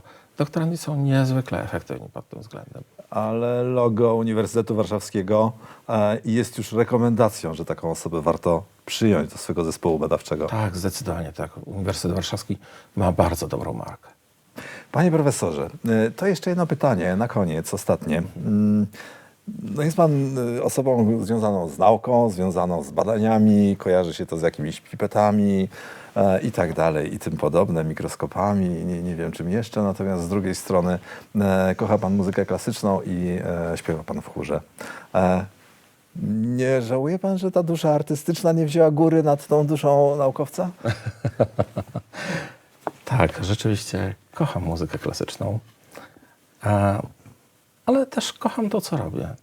I jeżeli się coś kocha, to trzeba nauczyć się to wszystko łączyć. Czasu na próby jest niezwykle mało, więc rzadko w tej chwili śpiewam, ale jeżeli to robię, to sprawia mi to ogromną radość. W ubiegłym roku miałem możliwość uczestniczenia w wykonaniu pasji według świętego Jana Sebastiana Bacha przez chór Sonus Innumerabiles. Nie śpiewałem, byłem jednym z lektorów, ale było to cudowne doświadczenie. No i tego panu w przyszłości życzę, żeby dalej łączyć z tak dobrym skutkiem te dwie pasje. Dziękujemy za wizytę, dziękujemy za rozmowę. Naszym gościem był pan profesor Michał Cyrański, dyrektor Szkoły Doktorskiej Nauk Ścisłych i Przyrodniczych na Uniwersytecie Warszawskim. Dziękujemy. Dziękuję bardzo.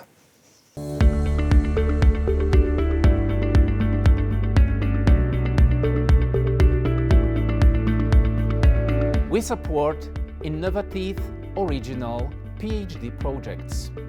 I chose interdisciplinary doctoral school since it gives me the opportunity to mix political science with law methodologies. The supervisors ensure the development of interdisciplinary competencies and provide mentorship and support to the doctoral student. I'm benefiting from knowledge and experience of two established scholars in my field of research. Our doctoral student becomes part of a lively, multidisciplinary and international community of young researchers. My fellow students are coming from various disciplines, which adds interdisciplinarity to my research. Let's do it together. Jest z nami pan profesor Paweł Stępień, dyrektor Międzydziedzinowej Szkoły Doktorskiej Uniwersytetu Warszawskiego. Literaturoznawca, pracownik Wydziału Artes Liberales oraz autor wielu książek literaturoznawczych. Rozszyfrujmy może na początku, co oznacza Artes Liberales, sztuki wyzwolone. Artes Liberales to nazwa, która świadomie pokazuje projekt interdyscyplinarny naszego wydziału, który to projekt dąży do tego, żeby przywrócić pierwotną jedność między naukami humanistycznymi, społecznymi i naukami przyrodniczymi ścisłymi. I oczywiście pamiętajmy, że tu jesteśmy w obrębie tradycji śródziemnomorskiej, grecko-rzymskiego antyku i średniowiecza, w której stworzono taki dwustopniowy model wtajemniczeń. Stopień pierwszy, czyli trivium, czyli trójdroże, uczył mówić i rozumować, a jednocześnie przekonywać tych, do których chcieliśmy przemawiać. Stopień wyższy, quadrivium, wtajemniczał w naturę. Ówcześnie wyobrażano sobie, że zasadą natury jest miara, liczba i waga i w związku z tym wszystkie 4 drogi, które obejmował ten wyższy stopień, związane były z matematyką, mimo że jest tam nie tylko geometria, arytmetyka, ale również astronomia i muzyka. Wierzono bowiem, że oczywiście i astronomia, i muzyka są nierozerwalnie powiązane z matematyką. I oczywiście odwołanie się do tego dawnego modelu kształcenia zmierza do tego, byśmy przypomnieli sobie w naszym dzisiejszym świecie, że prawdziwe problemy możemy rozwiązywać tylko wtedy, kiedy będziemy umieli działać niejednokrotnie, przekraczając granice dyscyplin i dziedzin nauki. To w związku z tym, kto na tym wydziale pracuje w szkole doktorskiej? Kto jest uczestnikiem tych zajęć? Historycy, poloniści, matematycy, artyści? Sam wydział nie jest bezpośrednio związany ze szkołą doktorską. Ale szkoła jest międzydziedzinowa. Szkoła doktorska jest, by tak rzec, owocem inspiracji i tradycji, które wynikają z działalności Wydziału Artes Liberales. I rzeczywiście sama nazwa Międzydziedzinowa Szkoła Doktorska zmierza do tego, by pokazać, że wprawdzie istnieją interdyscyplinarne szkoły doktorskie w Polsce, ale my kładziemy nacisk na to, że ta interdyscyplinarność nie waha się przekroczyć granic wyznaczonych przez dziedziny nauki w takiej klasyfikacji prawnej, która obowiązuje w Polsce. I oczywiście idzie o to, że mamy tu do czynienia ze szkołą, która daje pełne możliwości najszerszego wyboru zakresu badawczego każdemu, kto reprezentuje dowolną dyscyplinę nauki, którą chciałby połączyć z innymi dyscyplinami nauki, zwłaszcza tymi, które realizujemy jako badacze na Uniwersytecie Warszawskim. A to oznacza faktycznie, że mamy do czynienia ze szkołą realnie interdyscyplinarną. I co więcej, pamiętajmy, że nie ma czegoś takiego jak ścisła kadra szkoły doktorskiej, która jest szkołą międzydziedzinową, ponieważ ona występuje w szczególnej roli. Korzysta z możliwości, które tworzą również wszystkie pozostałe szkoły dziedzinowe. Więc jest takim elementem spójnego projektu, który tworzą wszystkie 4 szkoły Uniwersytetu Warszawskiego. Kto zatem dostaje się do tej szkoły? Po pierwsze wybiera promotorów, 2 promotorów, a po drugie będzie miał możliwość po przejściu dość okrojonego i minimalnego, jeśli chodzi o to, co obowiązkowe, programu kształcenia doktorskiego, będzie miał możliwość swobodnego wyboru z pełnej oferty wszystkich szkół doktorskich, nie wyłączając też specjalnych ścieżek kształcenia, które są przeznaczone wprost jako propozycja dla doktorantów szkoły międzydziedzinowej. Wiemy, że za chwilę powstanie taka ścieżka, która dotyczy ilościowej analizy, będzie ścieżką angielskojęzyczną, projektowaną i realizowaną przez Wydział Nauk Ekonomicznych. Czy jako szkoła międzydziedzinowa jesteście Państwo jedyną tego typu szkołą doktorską w Polsce? Dobre informacje mam? Należałoby powiedzieć w ten oto sposób, że jeśli chodzi o interdyscyplinarne szkoły, to takie możemy spotkać bez trudu. Z nazwy wiele szkół podkreśla swoją interdyscyplinarność. Natomiast my kładziemy nacisk właśnie na to szczególne połączenie, do którego nawiązuje nazwa Wydziału Artes Liberales, czyli na połączenie, które przekracza granice między naukami społecznymi i humanistycznymi, a przyrodniczymi, społecznymi, humanistycznymi, a matematycznymi. I to jest eksponowane w naszej nazwie, że mamy do czynienia ze szkołą międzydziedzinową. Co więcej, ponieważ dajemy tych 2 promotorów, co najmniej 2, każdemu doktorantowi, idzie o to, by doktorant miał absolutną pewność, że 2 specjalistów z różnych dziedzin, czasami zaledwie z różnych dyscyplin, ale jednak głęboko reprezentujących odmienne metodologie, będzie uczyło go, jak prowadzić badania interdyscyplinarne. Co więcej, badania, które on poprowadzi, będą zapewne tak nowatorskie, że przekroczą kompetencje każdego z promotorów z osobna. Chciałam jeszcze dopytać o tych 2 promotorów, bo to takie niestandardowe. Nie ma z tym kłopotu żadnego przy 2 promotorach. Właśnie 2 różne podejścia metodologiczne. Jak Państwo to godzą? Dążymy do tego, żeby skutecznie zarówno doktorantów, jak i promotorów wtajemniczać w cele naszej szkoły. Nie idzie bowiem o to, że działania dyscyplinowe w obrębie konkretnej dyscypliny nauki nie są interdyscyplinarne. Są z założenia. To wiemy dobrze, że każdy literaturoznawca, każdy, kto jest, dziennikarzem, fizykiem, biologiem, bez wątpienia w swojej pracy musi stosować pewne kompetencje, które są interdyscyplinarne. My kładziemy nacisk na projekty, które czerpią z 2 lub więcej warsztatów dyscyplinowych. Czyli nie tyle są dyscyplinarnymi projektami w kontekstach innych dyscyplin, ile realnie przekraczają już w obrębie metodologii granice dyscypliny. I to oczywiście oznacza, że wybór promotorów musi być przeprowadzony pieczołowicie. Przeprowadzamy go w taki sposób, żeby najpierw kandydaci byli świadomi, czego od nich oczekujemy. Oni przynoszą pewną propozycję już wtedy, kiedy jako kandydaci stają do rozmowy wstępnej, przedstawiają swój projekt badawczy, a potem, kiedy już staną się doktorantami międzydziedzinowej szkoły doktorskiej, powołujemy, oczywiście tutaj dajemy czas doktorantom na znalezienie również drugiego promotora. Ten zespół, który jest dla nas fundamentalny, ponieważ chcemy, żeby był nie tylko zespołem 2 mentorów, którzy prowadzą młodego badacza, ale żeby w istocie był to realny zespół badawczy złożony z 2 doświadczonych, prowadzących badaczy i młodego badacza. Powtórzmy to, właśnie po to, żebyśmy mieli poczucie, że oni dopiero wszyscy razem tworzą tę nową jakość, która pozwoli nam skutecznie rozwijać i poszerzać spektrum nauki. A mógłby Pan podać przykłady takich spektakularnie interdyscyplinarnych prac? Proszę zwrócić uwagę, że z bogatego zestawu prac, nie tylko interdyscyplinarnych, ale międzydziedzinowych, moglibyśmy przywołać na przykład pracę, która nie tylko jest pracą doktorską realizowaną w międzydziedzinowej szkole doktorskiej, ale również jest tak zwanym doktoratem wdrożeniowym, czyli doktoratem, który zaprasza kogoś, kto już pracuje w jakiejś instytucji lub w przedsiębiorstwie zewnętrznym w stosunku do uniwersytetu, żeby zechciał podnieść swoje kompetencje, pisząc doktorat w środowisku naukowym. Taką pracą jest praca, która dotyczy tego, w jaki sposób wilki i rysie, które są leczone w odpowiednich ośrodkach rehabilitacyjnych, mogą nie tylko wrócić na łono natury, ale jeszcze wróciwszy na łono natury, pomóc chronić swoje gatunki.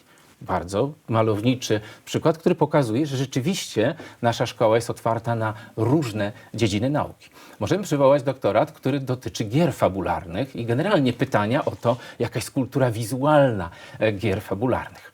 Możemy przywołać doktorat, który dotyczy bardzo złożonej historii psychiatrii dziecięcej, oglądanej z perspektywy psychologii i kulturoznawstwa jednocześnie. Możemy przywołać doktorat, który dotyczy sztucznej inteligencji, odgrywającej coraz większą rolę w naszym życiu i pytania, w jaki sposób ta sztuczna inteligencja kreuje problemy prawne do rozwiązania. Mówiąc inaczej, rzeczywiście bez trudu możemy wyliczyć niezwykle fascynujące projekty badawcze tworzone przez naszych młodych badaczy, wspieranych właśnie przez tandemy promotorów. Przy czym pamiętajmy, bywają też wypadki, kiedy ktoś, kto prowadzi swoją pracę badawczą, potrzebuje 3 promotorów i taka możliwość także istnieje. To ja trochę zejdę na ziemię. Pięknie to brzmi, oczywiście. Sztuczna inteligencja, problemy prawne, zapewne będą badania sztuczna inteligencja, a emocje. A jak to wygląda od strony liczb? Ilu jest doktorantów i jak oni się plasują na rynku? Czy pozostają na przykład na uniwersytecie? Nie znam jeszcze odpowiedzi na to pytanie, w jaki sposób podbiją oni zarówno uniwersytet, jak i rynek pracy, bo pierwsze doktoraty powstaną w tym roku kalendarzowym. Więc bardzo jesteśmy ciekawi, co to będzie oznaczać, ale nie mamy żadnej wątpliwości, że poziom atrakcyjności badań i wiarygodności naukowej i realnej interdyscyplinarności powoduje, że będziemy mieli do czynienia z wysoko wyspecjalizowanymi ekspertami, których kompetencje będą budzić bez wątpienia i fascynację, i zaciekawienie, i przeświadczenie, że można ich wykorzystać w realnych okolicznościach zarówno rozwoju nauki, dydaktyki w obrębie akademickim czy instytutów naukowych, jak i właśnie rozmaitych instytucji czy przedsiębiorstw, które współtworzą nasz pejzaż nowej cywilizacji. Natomiast jeżeli chodzi o liczbę doktorantów, pamiętajmy, że ze względu na to, że szkoła międzydziedzinowa stanowi integralny element tego organizmu złożonego z 4 szkół doktorskich na Uniwersytecie Warszawskim i jest w pewnym sensie specyficzna, ponieważ czerpie korzyści ze współpracy ze wszystkimi szkołami dziedzinowymi, to liczba doktorantów na roku i liczba miejsc tym samym dla kandydatów wynosi 30 miejsc, podczas gdy oczywiście, jak pamiętamy, w szkołach dziedzinowych jest to 100 miejsc na każdym roku. Więc tu z góry zakładamy, że ta liczba doktorantów, którzy są odważni, innowacyjni, skłonni do ryzyka, do otwierania nowych dróg, siłą rzeczy musi być nieco mniejsza niż liczba tych, którzy są znakomici, ale wybierają już drogę utwardzoną, którą przeszli wcześniej znakomici profesorowie, zwłaszcza Uniwersytetu Warszawskiego, bo pamiętajmy, że zasadą, którą stosujemy, jest to, że jeden z naszych promotorów reprezentuje Uniwersytet Warszawski, natomiast drugi może reprezentować zarówno uczelnie polskie, jak i zagraniczne. Jest pan przykładem takiej otwartości, interdyscyplinarności, międzydziedzinowości. Występował Pan 5 lat temu na TEDxie z takim tematem o poszukiwaniu relacji między poezją, miłością, kosmosem a matematyką. To oddaje, po naszej rozmowie wreszcie zrozumiałem, oddaje ducha Arter Liberales. Jak Pan to pogodził? Proszę zwrócić uwagę, że tu dotykamy zagadnienia, które jest dla nas podwójnie ważne. Po pierwsze jest ważne dlatego, że pokazuje, że interdyscyplinarność jest wymogiem przedmiotu badań. Czyli z pozoru badamy tomik poetycki Szymona Zimorowica, jednego z polskich poetów pierwszej połowy XVII wieku, ale kiedy chcemy wniknąć głębiej w tajemnice, które się wiążą z tym tomikiem, z ideami, które on przekazuje, z jego konstrukcją, ze wszystkim tym, co stanowi ówczesny sposób myślenia o świecie, o poezji, miłości właśnie i kosmosie, to odkrywamy, że to połączenie, które dla nas wydaje się niezmiernie atrakcyjne, ponieważ egzotyczne, jest w istocie naturalne w ówczesnym myśleniu. I ono prowadzi nas do tego świata, z którego wywodzi się m.in. Mikołaj Kopernik. Pamiętamy, że przed chwilą żeśmy świętowali 550. rocznicę jego urodzin, a mamy do czynienia z kimś, kto jest filologiem, bo przecież był humanistą wykształconym, więc musi być filologiem. Mamy do czynienia z kimś, kto jest oczywiście astronomem, ale traktuje astronomię jako szczyt matematyki, jak sam powiada. Po trzecie jest oczywiście lekarzem, po czwarte jest ekonomistą, tak? Po piąte jest teologiem. Jakby mówiąc krótko, mamy do czynienia z ludźmi, którzy zupełnie inaczej widzieli wiedzę i łączenie dyscyplin, które dla nas dzisiaj występują oddzielnie. Ważna jest podwójnie ta moja przygoda z TEDxem, ponieważ po pierwsze TEDx był organizowany między innymi przez studentów Wydziału Artes Liberales, którzy byli przekonani, że ta konstelacja mówców musi być konstelacją, która przyniesie radość słuchającym, oglądającym i przede wszystkim otworzy ich na tę tajemnicę interdyscyplinarności nie sztucznej, tylko wynikającej z przedmiotu badań. Po drugie wreszcie jest to ważne nie tylko dlatego, że mamy tu do czynienia z badaniami, które wykraczają nie tylko poza granice dyscypliny, ale nawet dziedziny, ale że w ten sposób przedstawiałem część swoich odkryć z zakresu doktoratu, który broniłem 27 lat temu. Więc to w jakiś sposób pokazuje, że moja dzisiejsza praca pozostaje w ścisłym związku z tamtym doświadczeniem, o którym opowiadałem w ramach tej prezentacji w TEDx. I jesteśmy oczywiście przekonani, że takie prezentacje, które dotyczą tych fascynujących tematów podejmowanych przez naszych doktorantów, to jest najlepsza droga, by przekonać się, o czym mówimy, kiedy dotykamy zagadnienia interdyscyplinarności czy międzydziedzinowości. Jak w takim razie mówca, wykładowca i mówca zmieścił swój doktorat w 20 minut? Żyjemy w świecie, który wymaga od nas wiele i musimy ćwiczyć się latami jak batogami, żebyśmy nauczyli się mówić o rzeczach, które badamy przez kilka lat w sposób maksymalnie zwięzły. Zdaje się, że wtedy mi to zajęło 12 minut, ale przygotowanie tej wypowiedzi miesiąc. Bardzo mocno ćwiczymy z naszymi doktorantami w obrębie tej puli przedmiotów, które są obowiązkowe w ramach seminarium międzydziedzinowego, integracyjnego, nie tylko tworzenie nowego środowiska młodych badaczy, którzy potrafią ze sobą rozmawiać, choć reprezentują tak rozmaite dyscypliny i dziedziny, ale również uczymy ich tej błogosławionej zwięzłości, która jest straszliwie trudna. Ale idzie o to, że musimy być nie tylko zwięźli, ale musimy być zrozumiali dla tych, którzy nie reprezentują naszej dyscypliny. Ponieważ żyjemy w świecie, w którym jeśli nie potrafimy w 15 minut przedstawić najważniejszych zagadnień, które zajmują nam na przykład, nie wiem, 30 lat naszego twórczego życia, to nigdy nie dostaniemy grantu, bo nikt nie będzie chciał słuchać tego, co mamy do powiedzenia.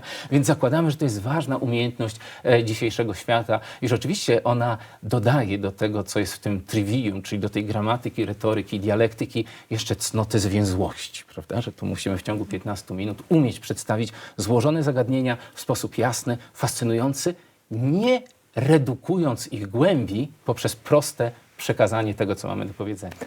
I tak było. Minęło 15 minut.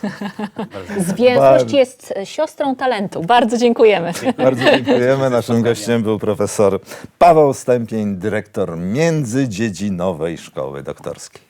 Dziękujemy. Dziękuję Państwu. Dziękuję bardzo.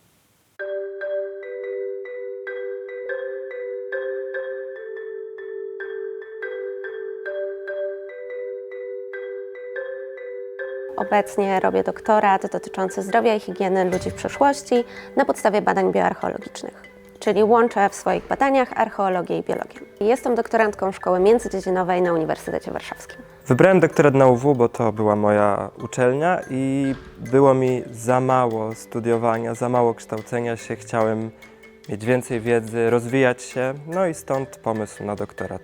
Jestem doktorantem w Szkole Doktorskiej Nauk Humanistycznych. Moją dyscypliną jest językoznawstwo, a doktorat pisze o najnowszych metodach przekładu, które pozwalają nam pokonywać bariery komunikacyjne. Jestem doktorantką Szkoły Doktorskiej Nauk Społecznych Uniwersytetu Warszawskiego w dyscyplinie Nauki o Komunikacji Społecznej i Mediach. Z Uniwersytetem Warszawskim jestem związana od 8 lat, a mój doktorat przygotowuje na temat tego, w jaki sposób zmienia się wizerunek seniorów w dobie starzenia się społeczeństw. I'm a third-year PhD student at the Doctoral School of Humanities, University of Warsaw. I'm writing my PhD dissertation on the representation of police in American comic books, including the famous franchises such as Batman and The Punisher. And I have been at the University of Warsaw for over 5 years.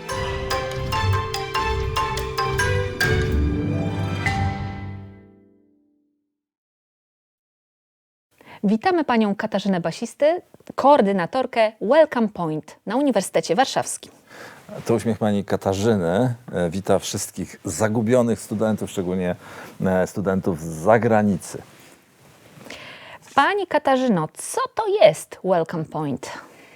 Welcome Point to jest takie miejsce i taki zespół dedykowany, wyspecjalizowany w obsłudze studentów, doktorantów, pracowników zagranicznych, generalnie wszystkich cudzoziemców, którzy są członkami społeczności uniwersytetu.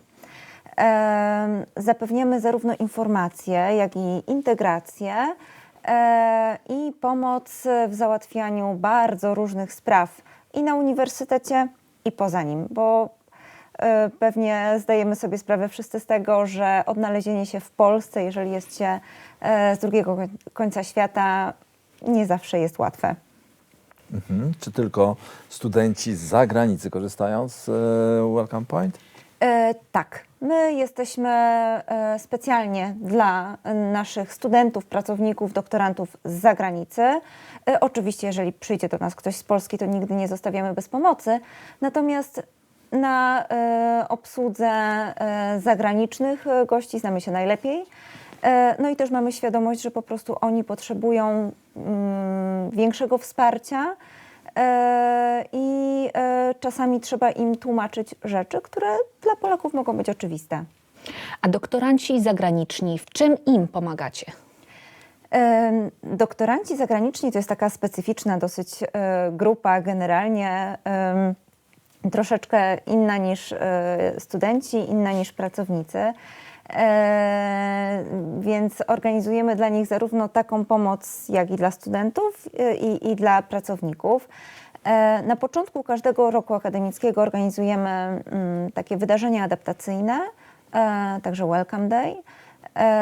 No i pomagamy w bardzo różnych sprawach związanych z odnalezieniem się na uniwersytecie, z odnalezieniem się w Polsce.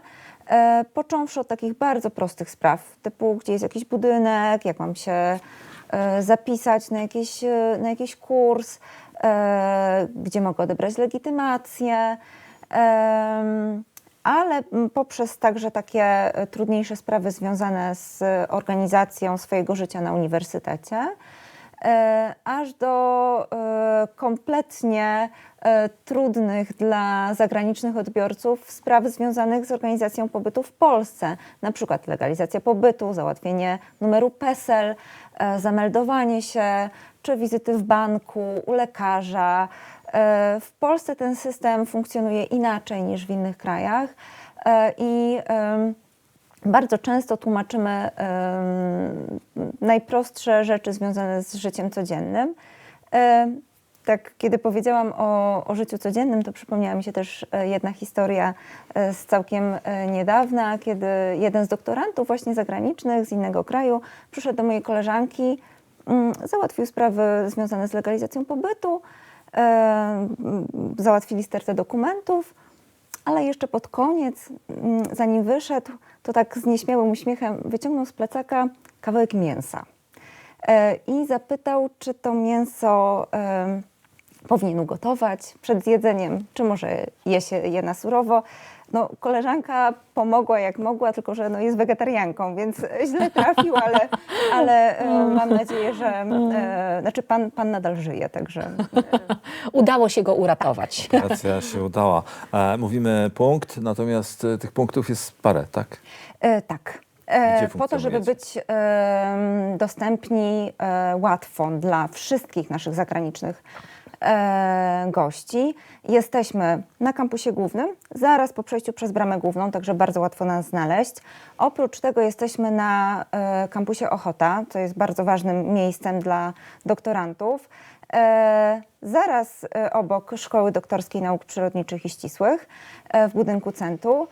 Mamy też swoją małą filię na Wydziale Nauk Ekonomicznych, a od niedawna także taki specjalny punkt dla osób uchodźczych z Ukrainy na ulicy Dobrej 55. Oprócz tego na początku każdego roku akademickiego stawiamy jeszcze pawilon taki przeszklony na małym dziedzińcu kampusu głównego, bo wtedy na początku roku akademickiego przyjeżdża do nas najwięcej studentów, doktorantów, gości z zagranicy i nie bylibyśmy w stanie przyjąć ich tak dobrze w naszych niewielkich jednak biurach. W tym pawilonie pracują z nami studenci, doktoranci i absolwenci, także zagraniczni, i oni też ze swojej perspektywy pomagają swoim zagranicznym rówieśnikom. I to jest, wydaje mi się, bardzo cenne dla nich, bo my pomagamy troszeczkę z innej perspektywy, natomiast rówieśnik też może porozmawiać o takich mniej formalnych kwestiach, doradzić, gdzie pójść na obiad. I bardzo często wywiązują się z tego długotrwałe przyjaźnie. Także to jest bardzo dobry moment też taki integracyjny. Jak to doświadczenie, którym Pani dysponuje, wpływa na rozwój i poszerzenie jak gdyby oferty tego wsparcia dla osób, które pojawiają się w obcym kraju, w obcej uczelni, w nowym środowisku? No, rozwijamy się stopniowo. Zaczynaliśmy od pawilonu i jednej osoby i potem rozwijaliśmy zarówno zespół, jak i lokalizację, ale też działania, bo z każdym rokiem organizujemy nowe wydarzenia. Staramy się, po pierwsze pytamy, czego potrzebujecie. Po drugie, robimy też takie ankiety ewaluacyjne po naszych różnych wydarzeniach, po to, żeby dowiedzieć się, czego jeszcze nasi goście potrzebują. I oprócz takiego wsparcia informacyjnego i wydarzeń na początku roku akademickiego rozwinęliśmy swoją ofertę także o takie szkolenia z legalizacji pobytu, z systemu podatkowego w Polsce, co też jest skomplikowane dla cudzoziemców. Organizujemy kursy języka polskiego, też wolontariat, taką grupę wsparcia polskich wolontariuszy, którzy wspierają studentów, doktorantów i pracowników w bardzo różnych kwestiach. To jest wolontariat organizowany z Uniwersyteckim Centrum Wolontariatu. I staramy się cały czas rozwijać o kolejne działania. Pracuje Pani w miejscu, gdzie przewijają się setki ludzi. W pewnych okresach jest ich więcej, w pewnych okresach mniej, ale generalnie jest to praca z ludźmi. Czy macie Panie, bo pewnie większość to są Panie, chociaż może? Większość, ale już nie tylko. O, i świetnie, świetnie. Czyli czy macie Państwo takie wrażenie, że studenci do Was wracają, doktoranci do Was wracają? A jeśli tak, to dlaczego? Zdecydowanie do nas wracają. I oczywiście niektórzy wracają, bo po prostu mają coś do załatwienia, muszą się czegoś dowiedzieć, a wiedzą, że kiedyś już im pomogliśmy. Ale mam wrażenie, że niektórzy wracają dlatego, że po prostu jakoś nam zaufali, poczuli się dobrze, bo czasami się zastanawialiśmy, czy dzisiaj był jakiś problem? No nie, po prostu ktoś przyszedł i szukał wręcz pretekstu do zadania jakiegoś pytania. Także tak, zdecydowanie mamy też takich stałych klientów, No i bardzo też nam jest miło, kiedy ktoś gdzieś po latach nawet nas spotka i powie, że tak, kiedyś na początku pomogliście mi w tej sprawie, czego my czasami nawet przecież nie pamiętamy, ale to jest rzeczywiście bardzo, bardzo cenne, że do nas wracają. Pracując w takim miejscu trzeba być bardzo mocno związanym emocjonalnie z Uniwersytetem Warszawskim. No przyznam, że tak. Kawałek duży mojego serca oddałam uniwersytetowi i wydaje mi się, że bez zaangażowania serc całego zespołu to ta praca nie miałaby sensu. Także zdecydowanie. Jak duży to jest zespół? Teraz troszkę się rozwinęliśmy także o właśnie takie działania na rzecz wsparcia osób z Ukrainy. Także łącznie ze mną jest nas 9 osób. A ile osób jest obcokrajowców na uczelni? Czy ma pani To jest kilka szacunkowe dane? tysięcy, bo samych studentów jest ponad 3000. Oprócz tego jest 300 chyba doktorantów i 300 pracowników. Kojarzy pani jakieś egzotyczne strony, z których do nas dotarli? Mamy cudzoziemców z całego świata, ze wszystkich kontynentów i z prawie 100 krajów. Także mamy naprawdę przekrój całego świata i to jest właśnie w tym wszystkim fascynujące, że będąc w Warszawie możemy podróżować tak naprawdę po całym świecie. Wykorzystujecie w swojej pracy jakieś nowe technologie cyfrowe, różne możliwości dotarcia, sieć, social media i tym podobne wynalazki, które są wszechobecne teraz? Tak, mamy świadomość, że życie cyfrowe jest bardzo, bardzo ważne. Także oprócz strony internetowej, do której śledzenia zachęcam, bo mam wrażenie, że jest takim kompleksowym źródłem informacji, prowadzimy grupę na Facebooku, Instagram. Na razie żadnych innych social mediów, ale mamy na uwadze, że też trendy się zmieniają. Oprócz tego przygotowujemy różne materiały informacyjne online, ulotki, foldery, przewodniki. Także mamy tutoriale, na przykład tutorial dotyczący rejestracji w USOS-ie, albo taki filmik pomocowy, jak odnaleźć się w Polsce i co trzeba załatwić na samym początku swojego pobytu. I cały czas staramy się śledzić trendy i zastanawiać, co jeszcze powinniśmy zrobić, żeby lepiej dotrzeć do naszych klientów. Czy jest coś specjalnego dla doktorantów? Tak specjalnie dla doktorantów mamy... Chyba nie mamy nic takiego, co byłoby wyłącznie dla doktorantów, natomiast zawsze staramy się dostosowywać zarówno wydarzenia, jak i naszą ofertę czy porady do indywidualnych potrzeb, czy indywidualnych, czy grupowych. Także nigdy to nie jest tak, że wszyscy są traktowani, mamy jeden zestaw dla wszystkich, tylko po prostu dostosowujemy według potrzeb. Okej. Dziękujemy bardzo za wizytę w studiu. Dziękujemy bardzo za spotkanie. Naszym gościem była pani Katarzyna Basisty, koordynatorka, przepraszam. Koordynatorka Welcome Point. Bardzo dziękujemy. Bardzo dziękuję. Dziękuję.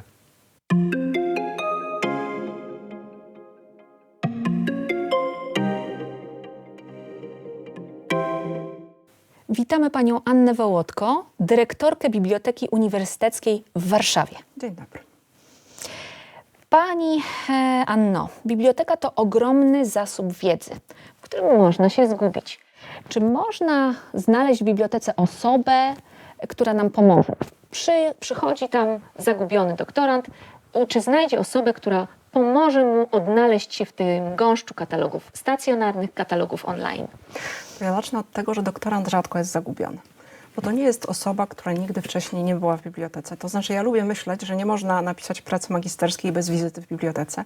Więc doktoranci to są na ogół osoby, które już jakieś doświadczenie w korzystaniu z biblioteki tej czy innej mają. I my staramy się o nich zadbać, ale też nie jesteśmy nadopiekuńczy jako instytucja, natomiast osoba, którą można zapytać, jest w bibliotece zawsze. My jesteśmy otwarci 7 dni w tygodniu. Informatorium, czyli ten taki główny punkt, gdzie można zasięgnąć informacji, jest czynny codziennie od 9 do 21, w niedzielę od 15 do 20, więc zawsze jest tam osoba, którą można zapytać o dowolną rzecz. Gdzie jest szeroka dziedzina AZ, albo jak ja sobie poradzę, skoro piszę doktorat na temat jakiś i nie wiem, od czego zacząć poszukiwania literatury. Natomiast mamy też świadomość, że nie wszyscy chcą pytać osób. Są osoby, które wolą doczytać same, znaleźć informacje na naszej stronie, dlatego też bardzo się staramy, żeby ta informacja na stronie była kompletna, pełna, czytelna i mam nadzieję, że taka jest. A ile tych zasobów, w których się mogą poruszać nasi doktoranci, inni studenci, a ile tego macie na koncie? Znowu zależy jak... Całościowo. Jeżeli pyta Pan o cały system biblioteczno-informacyjny, to mamy w nim ponad 6 milionów jednostek. I to są zarówno książki, jak i czasopisma, jak i zbiory specjalne, które też dla wielu doktorantów, szczególnie z nauk humanistycznych i społecznych, są bardzo ważnym materiałem źródłowym. Natomiast poza tym, co mamy fizycznie na własność, są też zbiory, do których dajemy dostęp. Bo biblioteka w XXI wieku to jest miejsce dostępu do informacji. Miejsce dostępu do informacji, to jest ważne, bo oprócz tego, co jest w zbiorach, to prowadzicie też taką działalność, na przykład jak szkolenia ze zdobywania i weryfikowania informacji. Tak, my ofertę szkoleniową mamy bardzo bogatą i ona nie jest, nie prowadzimy szkoleń, które są, jak to się brzydko mówi, dedykowane doktorantom, ale gdyby była taka potrzeba, to można się do nas z taką potrzebą zgłosić. Natomiast my staramy się, żeby nasze szkolenia dotyczyły różnych rzeczy. Po pierwsze są to rzeczy warsztatowe, na przykład jak się zabrać do pisania pracy, jak sobie poradzić z narzędziami do zarządzania bibliografią, Zotero, Mendeley, ale też jak szukać literatury naukowej, od czego zacząć, co jest dobrym punktem startowym do takich poszukiwań i jak one mogą się rozwijać. Ale mamy też szkolenia dla poszczególnych grup użytkowników. To mogą być doktoranci, ale nie muszą. Na przykład zasoby online dla historyków sztuki. I tam uczymy, jak korzystać z tych baz danych, gdzie akurat dla historyków sztuki jest tych informacji najwięcej. Za chwilę do tych naszych doktorantów dojdziemy. Są bardzo ważnymi odbiorcami tej naszej rozmowy. Natomiast jak wyglądają zasoby, do których możemy dostać się online, bez wizyty w bibliotece? Jaka to jest część tych zasobów? To bardzo trudno policzyć, dlatego że tutaj nie mamy takich twardych danych. Jak coś mamy na własność, mamy to policzone, wpisane do inwentarzy, to w każdym momencie możemy powiedzieć, że tych zbiorów jest ileś. No właśnie ponad 6 milionów. Natomiast oferta tych zasobów online się zmienia, zwłaszcza, że one są jednak bardzo zróżnicowane, bo jak mówimy o tych naszych zbiorach, które są dostępne cyfrowo, więc właściwie 24 godziny na dobę, to z jednej strony jest to na przykład nasza biblioteka cyfrowa. Ona się nazywa CRISPA i to jest zasób takich zdigitalizowanych obiektów, które nie są chronione prawem autorskim, które mieliśmy prawo scyfryzować i mamy prawo szeroko udostępniać, bo ustawa o prawie autorskim nam taką możliwość daje. To jest na przykład repozytorium, w tej chwili skromne, ale bardzo się rozwijające, które daje dostęp do informacji o doktoratach obronionych na UW. W większości to są tylko abstrakty tych doktoratów, ale niektórzy autorzy zgadzają się na to, żeby te swoje teksty uwolnić. Do części pełnych tekstów doktoratów dostęp również jest. To, co dla społeczności uniwersytetu jest prawdopodobnie najważniejsze, to są książki elektroniczne, czasopisma elektroniczne i bazy danych. Czyli takie zbiory, w których mamy najnowsze prawdopodobnie artykuły, więc jeżeli ktoś szuka aktualnych ustaleń, stanu wiedzy na dany moment, to właśnie te bazy danych elektroniczne i źródła informacji są tym miejscem, do którego powinien się zwrócić. Czyli można napisać pracę magisterską bez wizyty w bibliotece? Nie wykluczałabym tego. Dlatego, że tylko, że znowu, to wymaga samodzielności także w opanowaniu pewnego warsztatu. Oczywiście. Bo o ile z katalogiem kartkowym to ma się jakąś styczność, mam nadzieję, już od szkoły podstawowej.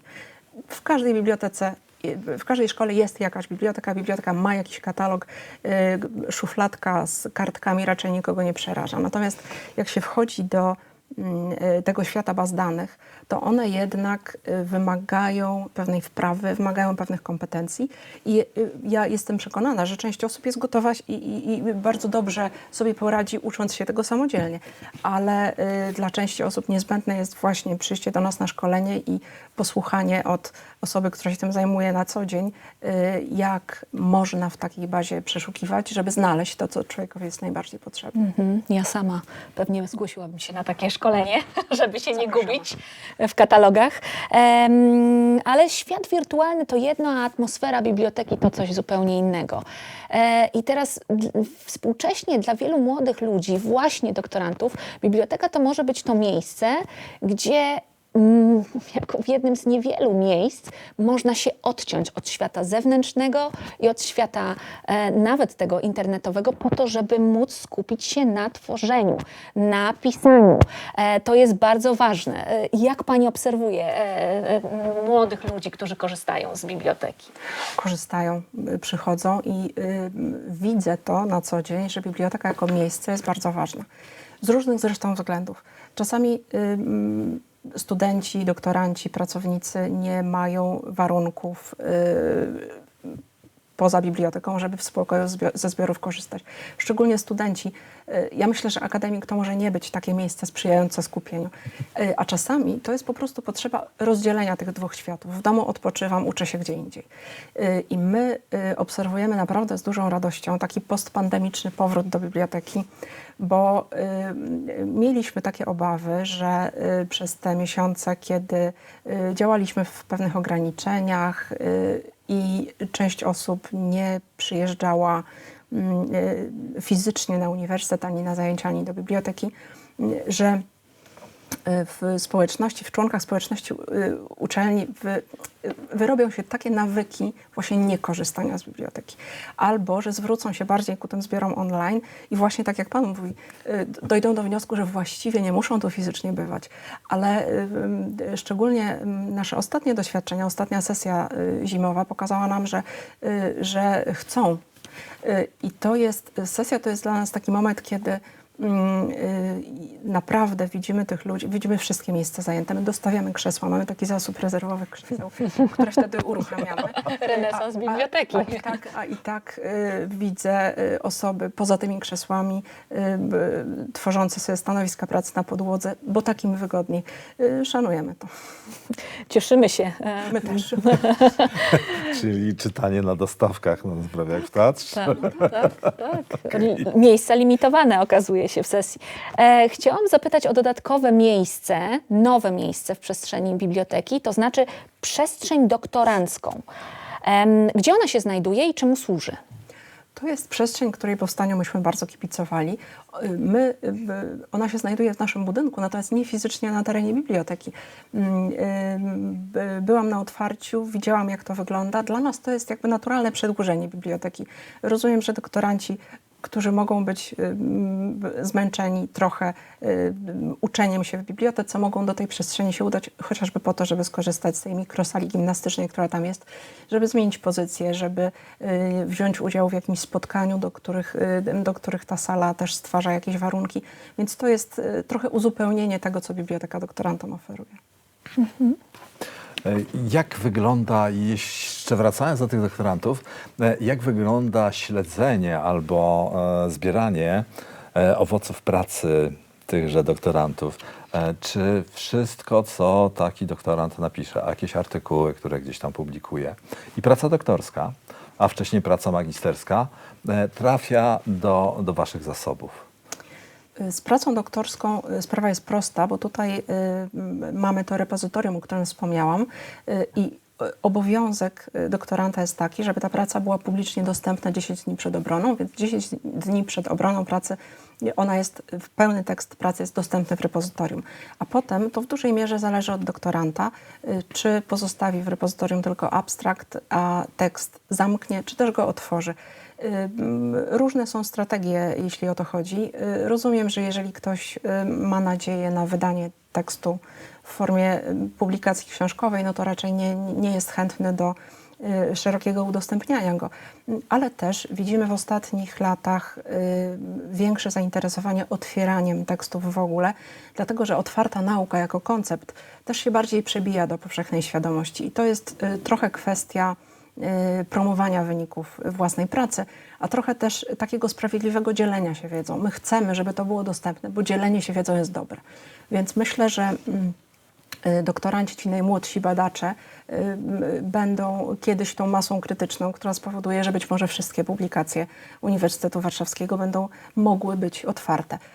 Temu będzie służyło repozytorium instytucjonalne, które powstaje w ramach programu IDUB i które na koniec tego roku powinno być gotowe.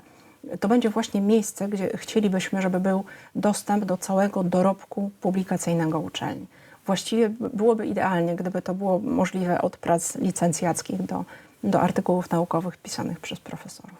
Biblioteka to też takie miejsce, gdzie są przestrzenie, na przykład na, to się tak fajnie nazywa, eventy, ale czy korzystacie z tego, czy doktoranci, nasi naukowcy korzystają, żeby zorganizować jakieś seminarium, sesję naukową właśnie w waszych przestrzeniach? Zdarza się. Jak na to się biblioteka, czyli pani i pani pracownicy zapatrujecie?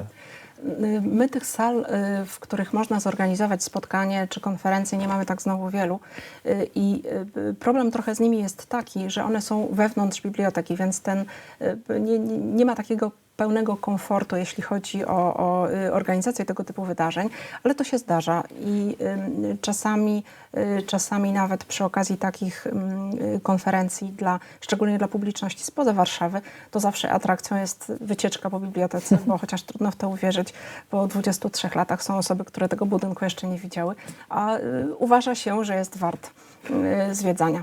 Ja też tak myślę. Jest to prawie że dzieło sztuki architektonicznej, więc jest na co rzucić okiem. Mam pytanie takie bardziej osobiste. Jak to się dzieje, że będąc w bibliotece czuję się taką atmosferę życzliwości i pracownicy, którzy pilnują porządku, są pracownikami, którzy pilnują też, żebym ja czuł komfort, że mogę się zwrócić do nich o pomoc i dostanę każdą informację. Może nie każdą, ale wiele. Gdzie mam pójść? To jest bardzo miłe, co Pan mówi i nam też wychodzi to w regularnych ankietach, które przeprowadzamy. Okazuje się, że tym, co nasi użytkownicy najbardziej cenią w bibliotece, są pracownicy. I nawet zbiory są trochę dalej na tej liście, a na pierwszym miejscu jest człowiek i to tak powinno wyglądać. To znaczy, ja nie wiem, jak to działa, ale taki mamy klimat w bibliotece, po prostu, tak to powiem. Taką mamy załogę. To są zwykle ludzie, którzy są, powiedziałabym, bibliotekarzami z powołania. Którzy lubią to, co robią, którzy lubią tę publiczność, która do nas przychodzi. Są bardzo wyrozumiali dla ich takiej początkowej nieporadności i bardzo, bardzo chętni do tego, żeby im towarzyszyć w tej drodze, w nabieraniu biegłości jako użytkownik biblioteki.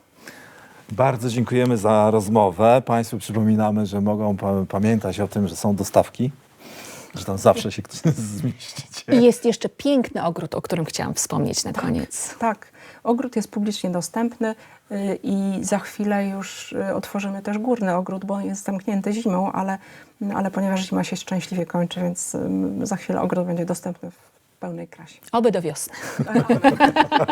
Już za chwilę. Pani Anna Wołodko, dyrektor Biblioteki Uniwersyteckiej w Warszawie. Bardzo dziękujemy. Bardzo dziękujemy.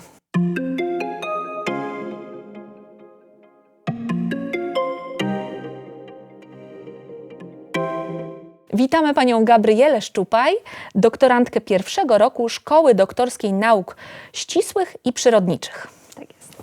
Pani Gabriela kształci się w dyscyplinie nauki chemiczne. Co było tak intrygującego, że akurat taki sposób zdobywania wiedzy w szkole doktorskiej w dyscyplinie nauki chemiczne pani podjęła? Powiem tak, moja ciekawość do chemii zaczęła się już w liceum. Później dostałam się właśnie na Wydział Chemii naszego uniwersytetu na studia licencjackie, następnie na magisterskie. I tak de facto to w trakcie studiów odkryłam, jak bardzo ciekawa jest chemia i jak bardzo można ją pokochać tak naprawdę. To jak przez nią poznajemy świat, jak możemy wpływać na społeczeństwo dzięki właśnie pracy w laboratorium, gdzie to jest taka praca za kulisami, a efekty, mimo że dopiero w perspektywie iluś tam lat, no to są widoczne i tak de facto to my wiemy o tym, że pewne przełomowe wydarzenia dzieją się obecnie, a gdzieś później mają one wpływ na innych ludzi. Mhm. Zaczyna Pani swoją przygodę z doktoratem. Jest Pani po pierwszym semestrze. Jak wrażenia? Co było największym zaskoczeniem? Wrażenia bardzo pozytywne, to na pewno. Myślałam, że będzie dużo trudniej. Po magisterce to był taki, myślę, że już płynne przejście do tego, żeby móc w pełni zajmować się projektami i zajęciami, co jest według mnie właśnie tym zaskakującym elementem, czyli to, jak bardzo one są przydatne. Po doświadczeniach z licencjatu i magisterki miałam jednak z tyłu głowy, że zajęcia będą się wiązać z zajęciami głównie chemicznymi, a tutaj dostaliśmy pełen pakiet bardzo przydatnych zajęć, które szkolą nas do tego, w jaki sposób funkcjonować w świecie naukowym. Czyli na przykład zajęcia z pozyskiwania grantów, z wystąpień publicznych, ze strategii publikacyjnych. Myślę, że to są bardzo przydatne zajęcia, które po prostu właśnie dają nam narzędzia do pracy. Mhm. Ci najbardziej aktywni, najbardziej ambitni wśród doktorantów, którzy będą mieli swoje doktoraty, tworzą koła naukowe. W czym może takie koło pomóc? Więc tak, jeżeli chodzi o nauki chemiczne, mamy koło naukowe Scientific Discussion Club i jest to koło naukowe, które daje nam możliwość takiej dyskusji na temat różnych publikacji w języku angielskim przede wszystkim, żebyśmy mogli ćwiczyć wystąpienia publiczne właśnie w języku angielskim, a dodatkowo wymieniamy się wtedy też naszymi tekstami i dzielimy się opiniami na ten temat, co można poprawić, co można dodać, co może odjąć i myślę, że to jest bardzo wartościowe na tym etapie, gdzie uczymy się tak de facto pisać publikacje. Rozmawialiśmy tutaj z dyrektorami szkół doktorskich. Jedną rzecz podkreślają, że oni bardzo was szanują, że bardzo się cieszą, że jesteście, że chcecie się rozwijać, badać, dociekać. Natomiast czy wasz głos jest słyszalny i jak działa samorząd doktorantów? Tak się to nazywa. Tak. Ja obecnie działam w Radzie Samorządu Doktorantów naszej szkoły, a także w Zarządzie Centralnym Rady Samorządu Doktorantów. I w jaki sposób działamy? Przede wszystkim jesteśmy łącznikiem pomiędzy doktorantami i dyrektorami szkół, między rektorami, tak, między Senatem. Komunikujemy swoje potrzeby, ale również pomagamy w rozwiązywaniu tych problemów, które napotykamy. Sugerujemy różne ścieżki rozwiązań i myślę, że to jest takie główne zadanie samorządu, czyli takie bycie pośrednikiem pomiędzy władzami a takim szarym doktorantem. Doktorantami, no nie bądźmy tacy szary doktoranci.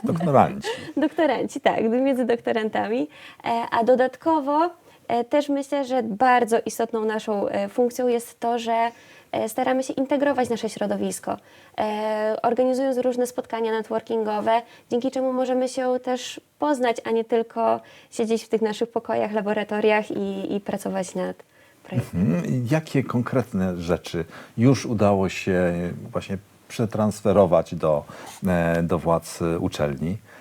Jakie prośby doktorantów zostały zrealizowane albo są w trakcie realizacji albo uwzględniania?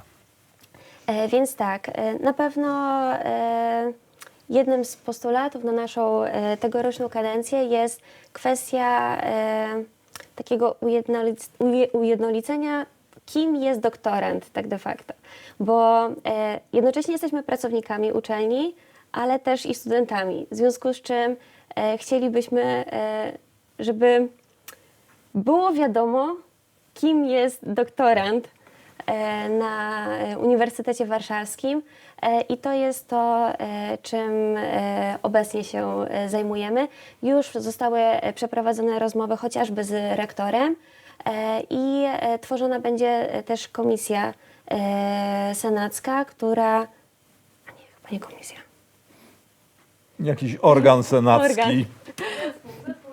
O, zespół roboczy, tak, to jest dobre stwierdzenie. Zespół roboczy, który będzie pracował właśnie nad spisaniem takich pewnych dobrych praktyk, do tego, w jaki sposób doktoranci powinni być traktowani i to, kim właściwie oni są na tej uczelni.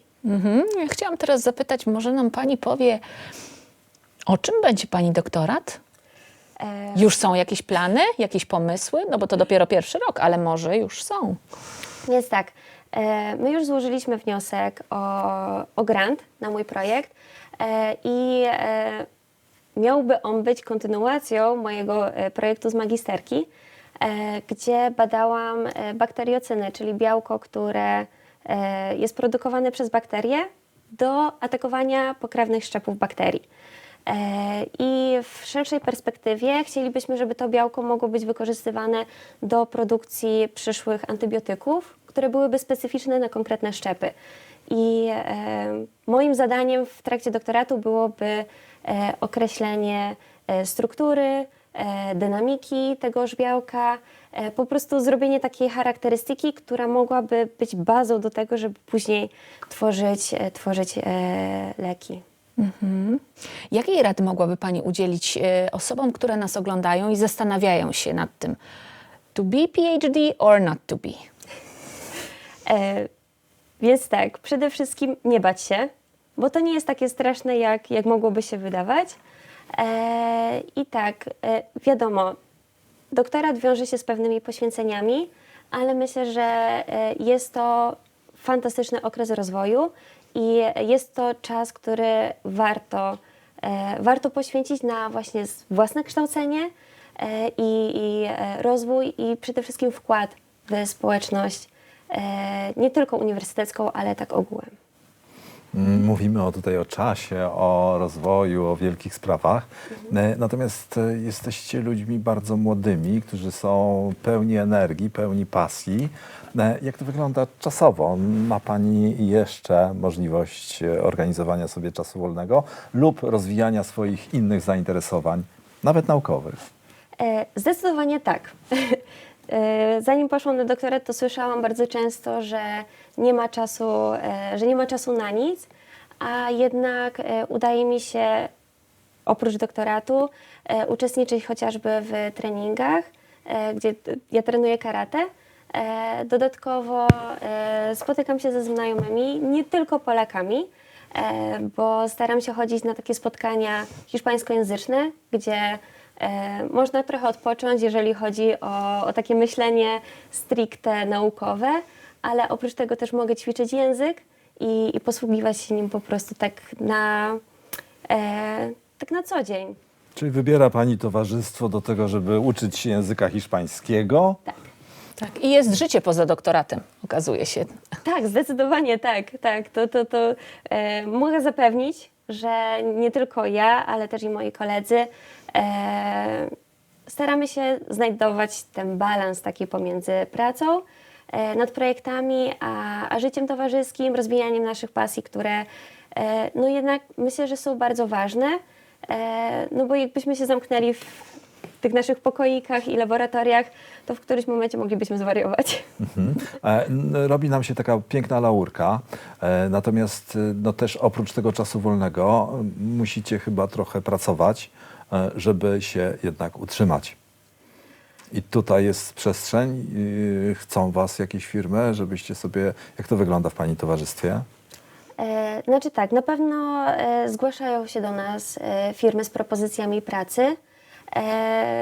No, muszę jednak stwierdzić, że doktorat jest na tyle zajmujący, że nie ma tutaj czasu na to, żeby pracować na pełen etat gdzieś w innej firmie, chyba że byłby to doktorat wdrożeniowy, czyli oparty tak de facto na tym, co się wykonało właśnie dla tej firmy i przełożeniem tego na pracę. Czyli musieliby Panią zatrudnić i razem byście sfinansowali też, znaczy firma by sfinansowała Pani pracę doktorską. Tak, dokładnie.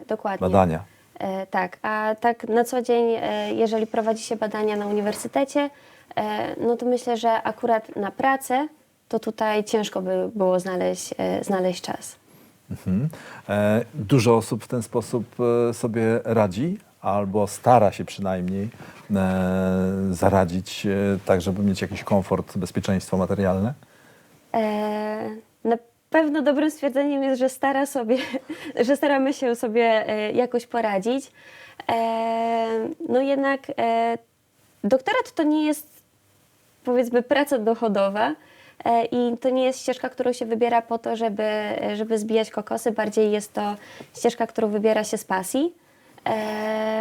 Ale myślę, krok po kroku, tak staramy się uwiązać koniec z końcem. Jeżeli chodzi o samo stypendium podstawowe, jeżeli natomiast ktoś pracuje w projektach grantowych, no to tutaj już zdecydowanie jest sprawa ułatwiona, bo z grantów również są wypłacane pensje dla doktorantów. Czy można już na pierwszym roku studiów doktoranckich właśnie uczestniczyć w takich badaniach naukowych z grantów? Czy to dopiero grantów później? badawczych? Zdecydowanie już od pierwszego roku można tak naprawdę, dostając się na doktorat, zapisać się do promotora, który otrzymał już wcześniej właśnie finansowanie na projekt grantowy i dołączyć do jego projektu, w związku z czym już od pierwszego roku pracować nad tym projektem. I tego Państwu życzymy. Tak. Wydaje mi się, że zachęciła Pani osoby, które nas oglądają do tego, żeby i zastanawiają się, czy podjąć kształcenie w szkołach doktorskich Uniwersytetu Warszawskiego. Wydaje mi się, że zdecydowanie zachęciła Pani do tego, żeby wdrożyć proces rekrutacji i podjąć te kształcenie.